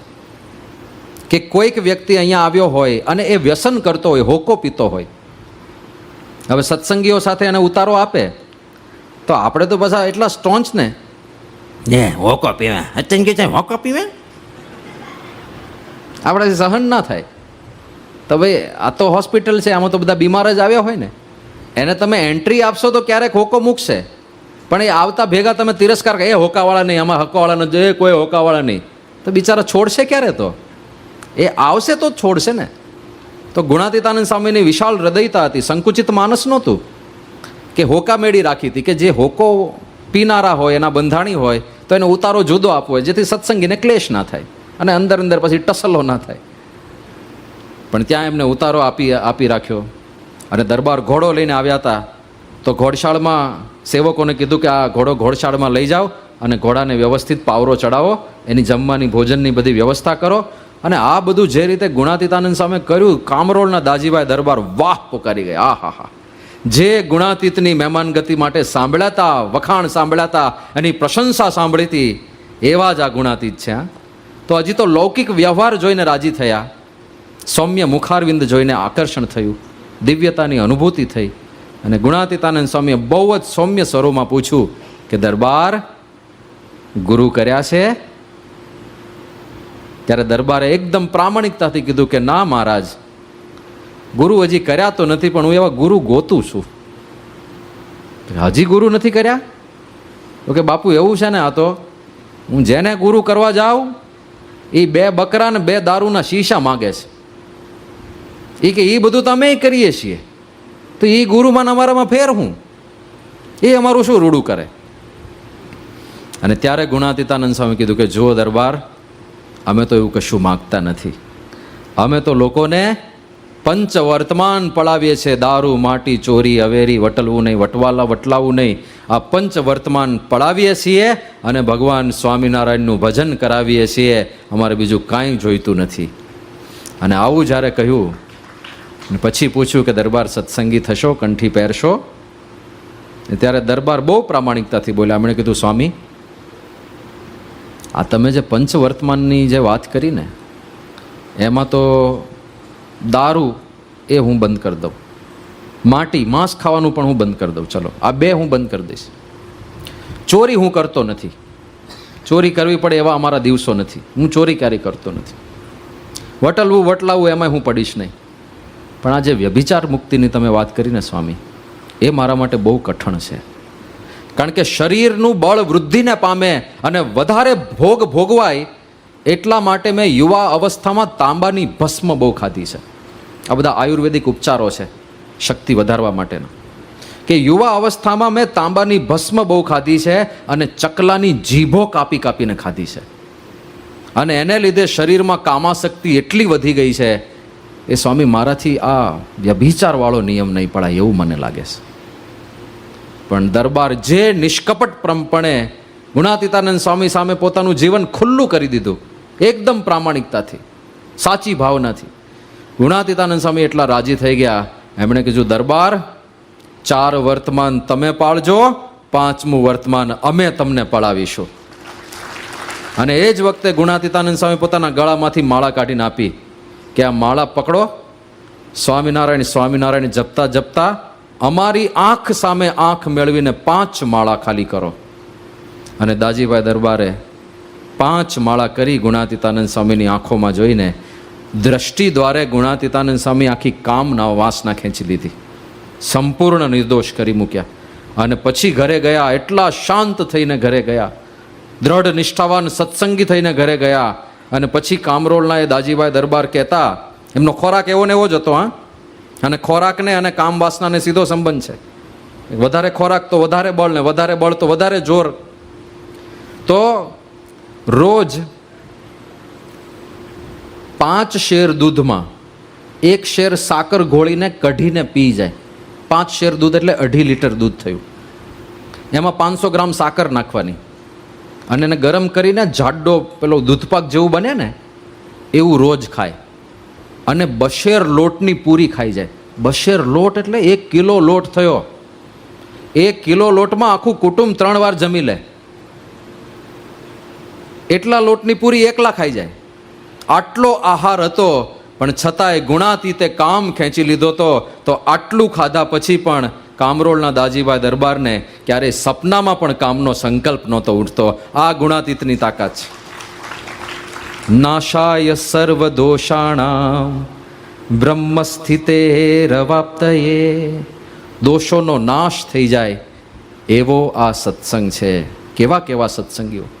શિવલાલ શેઠ, બોટાદના શિવલાલ શેઠ, એવી વૃત્તિ અખંડ ભગવાનમાં રહે, કોઈ લૌકિક આસક્તિ નહીં. 3 કલાક સ્થિર બુદ્ધિથી પૂજા કરી શકે. અને એમની પૂજામાં સાક્ષાત શ્રીજી મહારાજ દર્શન આપવા માટે આવે.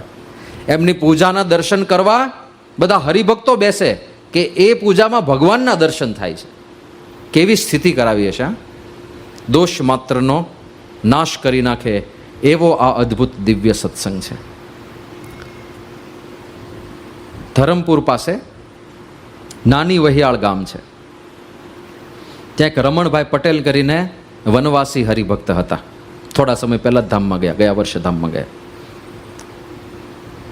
તો મેં જેમ વાત કરીને, મારે પીએચડીમાં બધા આ હરિભક્તોના અનુભવને આધારે લખાણ કરવાનું હતું. હું એમને મળ્યો હતો અને એમણે જે એમની સ્ટોરી કહી છે, મને હલાવી નાખે એવી સ્ટોરી છે. વ્યસનો ને એ તો બધું ત્યાં ઘરે ઘરે છે. દક્ષિણ ગુજરાત એટલે દૂધ, દારૂ અને દરિયો એના માટે વખણાતી જગ્યા છે. અને એમને દ બોલતા ઓછો આવડે એટલે દ ને બદલે ડ બોલે. દૂધ, દારૂ ને દરિયો એનો પ્રદેશ છે. એટલે અને પાછું આ વનવાસી જંગલ વિસ્તાર એટલે મહુડાનો દારૂ જાતે જ બનાવતા હોય એ લોકો. પણ દારૂ ને વ્યસન ને માંસાહાર ને એ તો બધું કોમન છે ત્યાં. પણ લૂંટમાર બધામાં નથી. આ તો એવા ભયંકર લૂંટારા હતા. એમની આખી ગેંગ હતી, ટોળકી એટલે ગેંગસ્ટર હતા. અને એણે કહ્યું કે સ્વામી, અમારી ટોળકીની એવી ધાક હતી આખા પંથકમાં કે કોઈ મારું નામ ના લઈ શકે.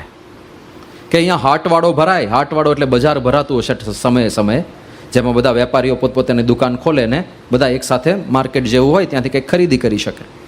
અહીંયા હાટવાડો ભરાય અને એ હાટવાડામાં મારા માણસો જાય અને જે દુકાનેથી જે ગમી જાય ને સીધું લઈ જ લેવાનું.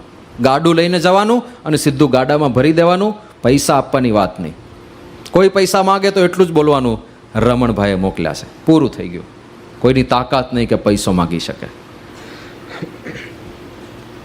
મેં કીધું કદાચ કોઈક તમને ઓળખતું ના હોય ને પૈસા માગે તો કે એવું બને ને, એને એકવાર પરચો દેખાડ દે એટલે બીજી વાર ના માગે.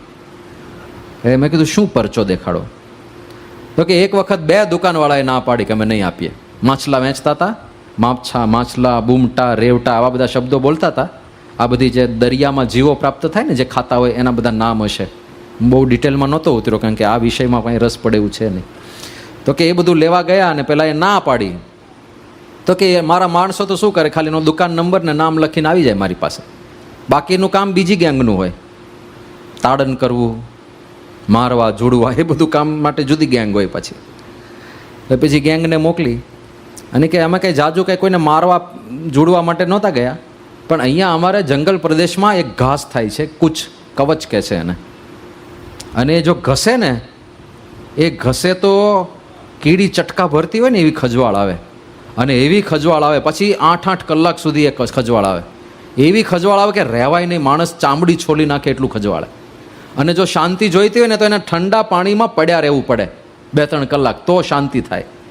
તો કે મારા માણસો ગયા અને આ કવચ ઘાસ લઈને ગયા હતા, અને એને ચોપડવાની એક પદ્ધતિ હોય છે, અમે હાથમાં કંઈક એવું લગાડી દઈએ કે અમને ના વાગે તો સામેવાળાને વાગે. એટલે કે બધા વેપારીઓને, એના ધર્મપત્ની, એના બાળકો બધાને કૂચ ઘસી ઘસીને અમે આવી ગયા. આખી રાત હેરાન થયા હશે કે, અને જો પાણીના ખાબોચિયામાં પડ્યા રહ્યા હશે તો શાંતિ થઈ હશે, બાકી આખી રાત ખજવાળ્યું હશે બધા.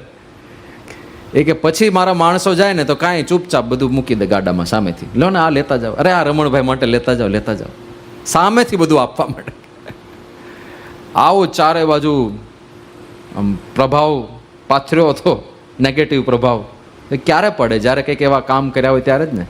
કોઈકને માર્યા હશે, જોડ્યા હશે, કેટલાયને તો મારી નાખ્યા હશે. એક પ્રસંગ એણે કહ્યો કે સ્વામી અહીંથી અમે એના ઘરે જ અમે બેઠા હતા વાર્તાલાપ કરવા માટે, અને જંગલ પ્રદેશમાં અંદર ઘર છે, અને ત્યાંથી રસ્તો એક પસાર થાય છે. એ કે સ્વામી આ રસ્તેથી જે કોઈ પણ નીકળે એ લૂંટાયા વગર રહે નહીં, એવી પરિસ્થિતિ હતી. એ લૂંટાઈ જ ગયો હોય, એની પાસે જે સારી વસ્તુ હોય અમે લઈ લઈએ. મેં કીધું કેટલી હદ સુધી લૂંટ કરો તમે? એ કે સ્વામી હદનો કોઈ પાર જ નહીં, કે સારા કપડાં પહેર્યા હોય તો એ કાઢી લઈએ, ચડ્ડી પહેરીને જાય અહીંથી, બધું લઈ લઈએ, એટલે બધું જ લઈ લઈએ, કાંઈ ના રાખીએ. કે મારા ઘરમાં મારા પોતાના એ કંઈ કપડાં જ નહીં હોય, બધું આ રીતે ભેગું કરેલું જ હતું. ત્યારે પછી ઘર દેખાડ્યું કે સામે આમાં કંઈ મારું છે જ નહીં, આ લાકડાના વળીઓના બધું શાક ને આ બધું ચોરેલું લૂંટેલું જ છે.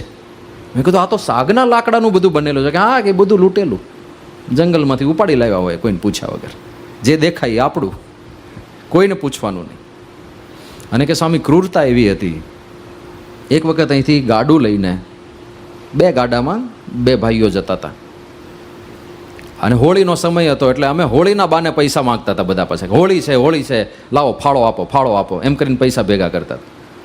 એ લોકો કે નથી આપવો ફાળો, અમારા માટે હોળી નથી, તમારા ધર્મમાં હોળી છે, અમારા ધર્મમાં હોળી નથી હોતી, નહીં આપીએ, જાઓ. તો કે અમે કીધું કે ભાઈ સીધી રીતે આપી દે, નહીં તો અમારે આડી રીત વાપરવી પડશે. પેલો કે નથી આપવું, થાય તે કરી લે. તો કે હું ગાડા ઉપર ચડ્યો ને એક ફેંટ મારી તો સીધો ઉછળીને ગાડામાં પડ્યો. કે ગાડામાં એ મરઘા ભરીને જતો તો મરઘા બધા ઉડી ઉડીને બહાર પડ્યા, અને બીજી જે સામાન માર્કેટમાંથી બધું ખરીદીને લાવ્યો હતો એ બધો સામાન પણ ગાડામાં પડ્યો હતો, એના ઉપર પડ્યો એ ભમ્મ દઈને. અને પછી બીજો હતો એને માર્યો, 2 પડ્યા, અને બધું જેટલું હતું મરઘા સામાન એ જેટલું જેટલું ખરીદીને ઘરે લઈ જતો હતો બધું ગાડામાંથી લૂંટીને ઉતારી લીધું, અને કીધું ચાલો હવે નીકળો આગળ. એ સીધા સાદી રીતે પૈસા આપી દીધા તો વાંધો ના આવે, પણ હવે સામો થયો એટલે સામે થોડુંક તો અમારે પ્રતિકાર કરવો પડે ને. પણ કે એ જતાં જતાં એવું બોલ્યો, એ બોલ્યો ના હોત તો ચાલી જતો, જતાં જતાં એવું બોલ્યો કે તું અમને ઓળખતો નથી, અમે કોણ છીએ, કે અમે પણ અમારી ગેંગ લઈને આવશું અને તમને બેને જીવતા નહીં છોડીએ, તને ખબર નથી તો કોની સાથે પંગો લીધો છે.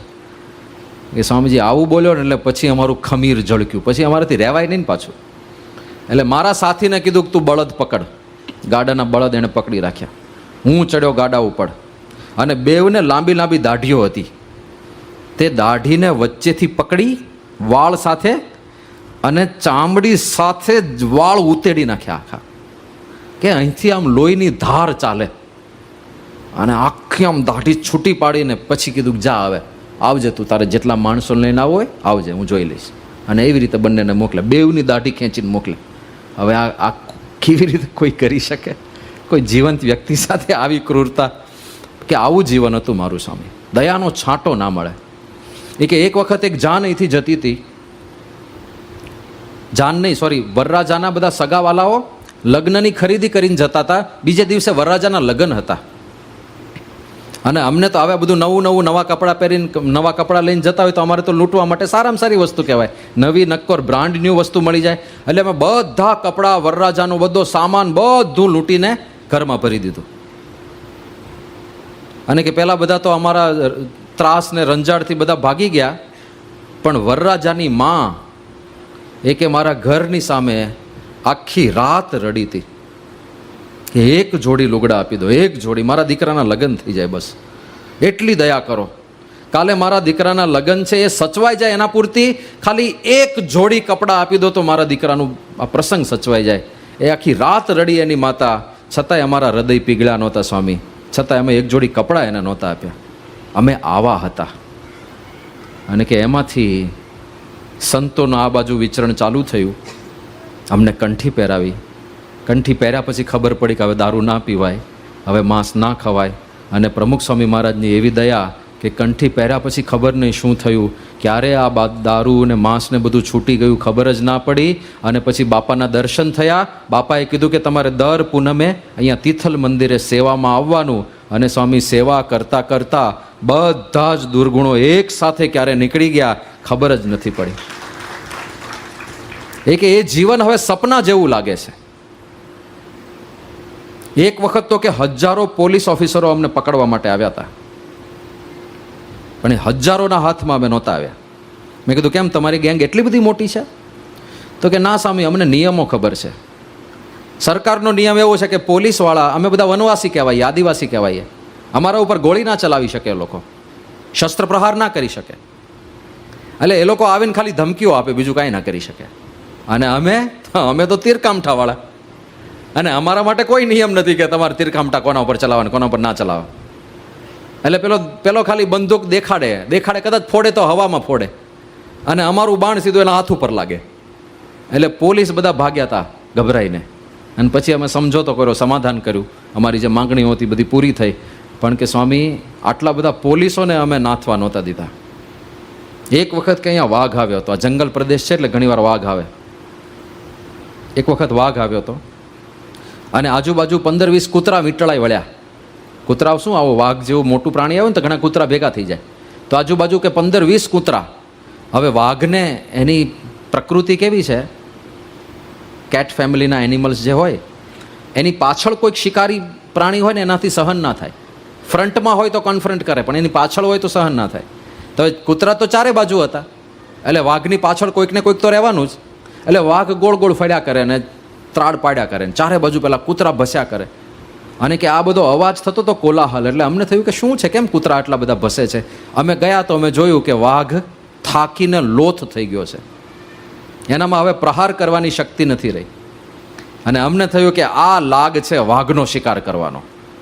એટલે અમે બધા ધારિયા લઈને ગયા અને મકાનની પાછળ સંતાયેલા હતા, અને અચાનક ઝપટીને સીધું જ ધારિયું મારીને વાઘના આગળના 2 પગ કાપી નાખ્યા. એટલે હવે તો પાછળના પગ જ રહ્યા, એટલે કૂદ્યા કરે પણ કશું કરી ના શકે. એની તાકાત જ પંજો છે, એ પંજો જ કાપી નાખ્યો. અને પછી પાછળના પગે કૂદતો તો બીજું ધારિયું મારીને પાછળના પગ કાપી નાખ્યા. હવે તો ખાલી ધડ રહ્યું. અને પછી સ્વામી એ વાઘને ત્યાં જ અમે આખો ચીરીને શેકીને ખાઈ ગયા, આખો. આવા માણસો. આ બધા પ્રસંગો અત્યારે એટલા માટે કહું છું કારણ કે રમણભાઈ અત્યારે હયાત નથી. એ જીવતા હોત તો આ બધું કહેવાય પણ નહીં, એ ધામમાં ગયા છે. પણ એ કે સ્વામી આવા પાપ કરેલા, દયાનો છાંટો નહીં, કોઈ વ્યક્તિ આ બધું પાપ કહેવાય એવી ખબર નહીં. અને જ્યારે મારી સાથે વાત કરતા હતા ત્યારે આ બધું વર્ણન કરતાં કરતાં એમની આંખોમાં જળજળી આવી ગયા હતા કે સ્વામી ત્યારે ખબર નહોતી કે પાપ કોને કહેવાય. અને અત્યારે આ બોલતા બોલતા મને એવું થાય છે કે અમે શું કરી બેઠા અજ્ઞાન અવસ્થામાં. પણ જો પ્રમુખ સ્વામી મહારાજ ના મળ્યા હોત તો અમને આ જગ્યાએ કોઈ ના લાવેત. મેં કીધું અત્યારે તમે શું કરો છો, આખો દિવસ શું કરો છો? એ સામે હું નિવૃત્ત થઈ ગયો છું, હવે ખેતી છે. મેં કીધું નિર્વાહ કેવી રીતે ચાલે? પહેલાં તો બધું લૂંટફાટ કરીને લાવતા, તો પછી અચાનક તમે આ બધું છોડી દીધું તો ઘર કેવી રીતે ચાલે છે? એ કે સ્વામી બાપા ક્યારેય કોઈનું અધૂરું રાખતા નથી. કે જો મારે આટલું ખેતર છે, અહીંયા 5-7 આંબા છે અને ઉપર થોડી મારી જમીન છે, એમાં હું ખેતી કરું છું, ચોખાને બધું વાવું છું, ડાંગરને બધું કરું છું. એનાથી ખબર નહીં કેવી રીતે મારું ઘર પણ બધું પૂરું પડી જાય છે, ક્યારેય ખૂટતું નથી. કે એકવાર ખાલી 6 મહિના ચાલે ને એટલા જ દાણા મારી કોઠીમાં હતા. અને મારે 3 પરિવાર છે, આમ જોઈએ તો ભાઈના બધા ભેગા થઈને ભેગા રહીએ છીએ. તો એ દાણા 6 મહિનાથી વધારે ચાલે એમ જ નહોતા. મેં સંતોને વાત કરી કે સ્વામી આ વખતે કદાચ પૂરું નહીં થાય વરસ, મારે તમારી મદદ જોઈશે, કોઈક હરિભક્તોની મદદ જોઈશે, બાકી હું પ્રામાણિકપણે તો આ બધું નહીં કરી શકું. કે સંતો આવ્યા, પધરામણી કરી, મારી કોઠી ઉપર ઠાકોરજી પધરાવ્યા, ધૂન કરી અને કીધું કે બસ હવે ભગવાન દયા કરે એવી પ્રાર્થના કરીએ છીએ. એ સ્વામી આખું વરસ અમે એમાંથી દાણા કાઢતા રહ્યા તોય ખૂટ્યા નહીં. અને પછી અન્નકૂટ વખતે સંતોએ કીધું કે હવે આ જ દાણામાંથી વાનગીઓ બનાવીને અન્નકૂટ કરવી છે, તો આખો અન્નકૂટ કર્યો તોય ખૂટ્યા નહીં. એ કે ભગવાન કોઈનું અધૂરું રાખતા નથી. તો મેં કીધું ક્યારેક પાકે નહીં, પાક ના થાય, ચોખામાં જીવાત આવી જાય તો, ડાંગરમાં જીવાત આવી જાય. એ કે સામે એવું થયું હતું એકવાર. ડાંગરમાં જીવાત આવી ગઈ, એમાંથી કાંઈ જાજી આવક ના થઈ. હું કીધું ત્યારે શું કરો? તો કે સ્વામી ખબર નહીં, ભગવાન ફેવર કરે છે અમારે. કે એ જ્યારે ડાંગર નાતી પાકી ત્યારે ખબર નહીં આ આંબાની અંદર એટલી બધી કેરીઓ પાકી એ વર્ષે કે આ એ કેરીઓ વેચીને તો 2.5 લાખ રૂપિયા આવ્યા. અમારે આખું વર્ષ ચાલ્યું, કાંઈ વાંધો ના આવ્યો. ભગવાન અમારું સાચવી જ લેશે. પછી મેં કીધું અત્યારે તમે આખો દિવસ શું કરો? મેં કીધું એક બસ બાપાને યાદ કરું, બાપાએ દર્શન આપ્યા હોય એ યાદ કર્યા કરું, મંદિરે ગયા હોય દર્શન કર્યા હોય એ યાદ કરીએ, ભજન કરીએ, કોઈ હરિભક્તો અહીંથી નીકળ્યા હોય તો એમને જમાડીને મોકલીએ. અને આ બધું થયું કે હવે મેં કીધું તમને કાંઈ ઈચ્છાઓ છે કે કોઈ ઈચ્છા નથી સ્વામી, બસ હવે રાહ જોઈએ છીએ ક્યારે બાપા ધામમાં લઈ જાય, બીજી કાંઈ લૌકિક ઈચ્છાઓ રહી નથી. તો ક્યાંથી ક્યાં પહોંચાડી દેશે માણસને આ? દુર્ગુણો બધા જતા રહે, સદગુણો આવે, લૌકિક વાસનાઓ મટી જાય, ધર્મનું સ્થાપન થાય, હૃદયમાં અધર્મના માર્ગે ચાલતા બીક લાગે. એ બધું એક માણસને માણસ બનાવવાનું કાર્ય જો એ કરતું હોય ને તો આ સત્સંગ કરે છે. સર્વમ ઇદમ હિ સત્સંગાત લભ્યતે નિશ્ચિતમ જનેહિ અતઃ સદૈવ સત્સંગ કરણીયો મુમુક્ષુભિ. આ સત્સંગ એવો છે આપણું આંતરિક પરિવર્તન કરશે. રમણભાઈએ મને કહ્યું હતું કે સ્વામી પહેલાં છે ને અહીંયા એક દુકાનવાળો છે, જ્યાંથી અહીંયા અંદર રસ્તો આવે ને ત્યાં એક દુકાનવાળો છે. એ અહીંથી કોઈક અંદર આવે ને તો એને વોર્નિંગ આપે કે જોજે અંદર પેલો રમણ લબાડ છે તને લૂંટી લેશે, તારું કાંઈ નહીં રાખે, કપડાય કાઢી લેશે તારા. અને કે સ્વામી અત્યારે એ જ દુકાનવાળો છે, ત્યાં કોઈક ભૂખ્યો તરસ્યો આવ્યો હોય ને કે મને કોઈ જમાડશે, બહુ ભૂખ લાગી છે, તો એ અંદર મોકલે છે કે ત્યાં રમણ ભગત છે, એ તને ભૂખ્યો નહીં જવા દે, બહુ મોટા ભક્ત છે. કે લબાડમાંથી ભક્તનું ટાઇટલ મને આપ્યું. આખા પંથકમાં લોકો ડરતા હતા, એ લોકો મારે ત્યાં જમવા માટે આવે છે. સ્વામી મારે ત્યાં 500 સંતો જમવા માટે આવી ગયા છે. તો હું મારી જાતને સૌભાગ્યવાન માનું છું કે મને આ સત્સંગ મળ્યો, મને પ્રમુખ સ્વામી મહારાજ મળ્યા અને મને જીવનની સાચી દિશા મળી. અને આનંદની વાત એ હતી કે પછી પેઢીમાં સત્સંગ ચાલેલો. એમના પુત્ર, એમના પૌત્ર એ બધા નિષ્ઠાવાન સત્સંગી, કોઈને વ્યસન નહીં, કોઈને દૂષણ નહીં. અને એમણે પાછું પોતે તો સત્સંગ કર્યો પણ એમની આખી ટોળકી હતી 60 જણની, એ બધાને કંઠીઓ પહેરાવડાવી અને બધાને દારૂ અને માંસાહારથી મુક્ત કર્યા. એ બધા પણ તિથલ મંદિરે સેવામાં જાય. હવે ત્યાં અમે ફર્યા ને સારું, પ્રમુખ સ્વામી મહંત સાહેબ મહારાજે જે કાર્ય કર્યું છે એ વિસ્તારમાં નતમસ્તક થઈ જવાય એવું છે. હમણાં જ વ્યારામાં હતા તો પ્રજાપતિ નિવાસ છે ત્યાં આખો, અને ત્યાં એક હરિભક્તના ઘરે જ સંતોનું બપોરના ભોજન ગોઠવાયેલું હશે. તો ત્યાં પ્રજાપતિ નિવાસમાં બધા એ હરિભક્તોએ દ્રષ્ટિ કરાવી, સ્વામી આ એક મકાન છે ને, આ કોઈ પાકા મકાન નહોતા, બધા કાચા મકાનો હતા, ઘરે ઘરે દારૂ પીવાતા હતા. 6:45 રાત્રે વાગે ને, 6:45 એટલે પીવાનો ટાઈમ, 6:45 પછી પોલીસ પણ આ વિસ્તારમાં એન્ટર ના થઈ શકે એવું વાતાવરણ હતું. એવા બધા ખૂંખાર માથાભારે માણસો અને દારૂ પીને ટલ્લી રહેનારા માણસો હતા. પ્રમુખ સ્વામી મહારાજના 18 વખત આ શેરીમાં પગલાં થયા અને તમે જોવો છો સ્વામી એક બંગલા બાંધીને બેસી ગયા છે. કોકના 2 માળના બંગલા, કોકના 3 માળના બંગલા, ઘરે ઘરેથી વ્યસન નીકળી ગયા છે. બધાય પ્રામાણિક, બધા વ્યસન મુક્ત અને બધા પ્રામાણિકતાથી ધંધો કરે છે. અને જો કેવી સમૃદ્ધિ આવી ગઈ છે. આપણને લાગે નહીં કે 10, 15, 20 વર્ષ પહેલાં અહીંયા કાંઈ નહોતું અને આ પ્રકારનું જીવન લોકો જીવતા હશે. પણ સર્વમ ઇદમ હિ સત્સંગાત લભ્યતે નિશ્ચિતમ જનેહિ. દોષો પણ ધીરે ધીરે નાશ પામતા જાય છે, બ્રહ્મ સ્થિતિ પણ ધીરે ધીરે આપણને પ્રાપ્ત થતી જાય છે અને ભગવાનની ભક્તિ પણ આપણા બધાના અંતરમાં ઉદય થતી જાય છે. અને એના માટે આ સત્સંગ આપણને મળ્યો છે. તો એવો સત્સંગ આપણે કરણીયો મુમુક્ષુભિ યથાર્થ સ્વરૂપમાં કરીને જીવનમાં કૃતાર્થતાની અનુભૂતિ કરી શકીએ. એ જ મહારાજ સ્વામીના ચરણોમાં પ્રાર્થના. શ્રી સ્વામિનારાયણ ભગવાનની જય.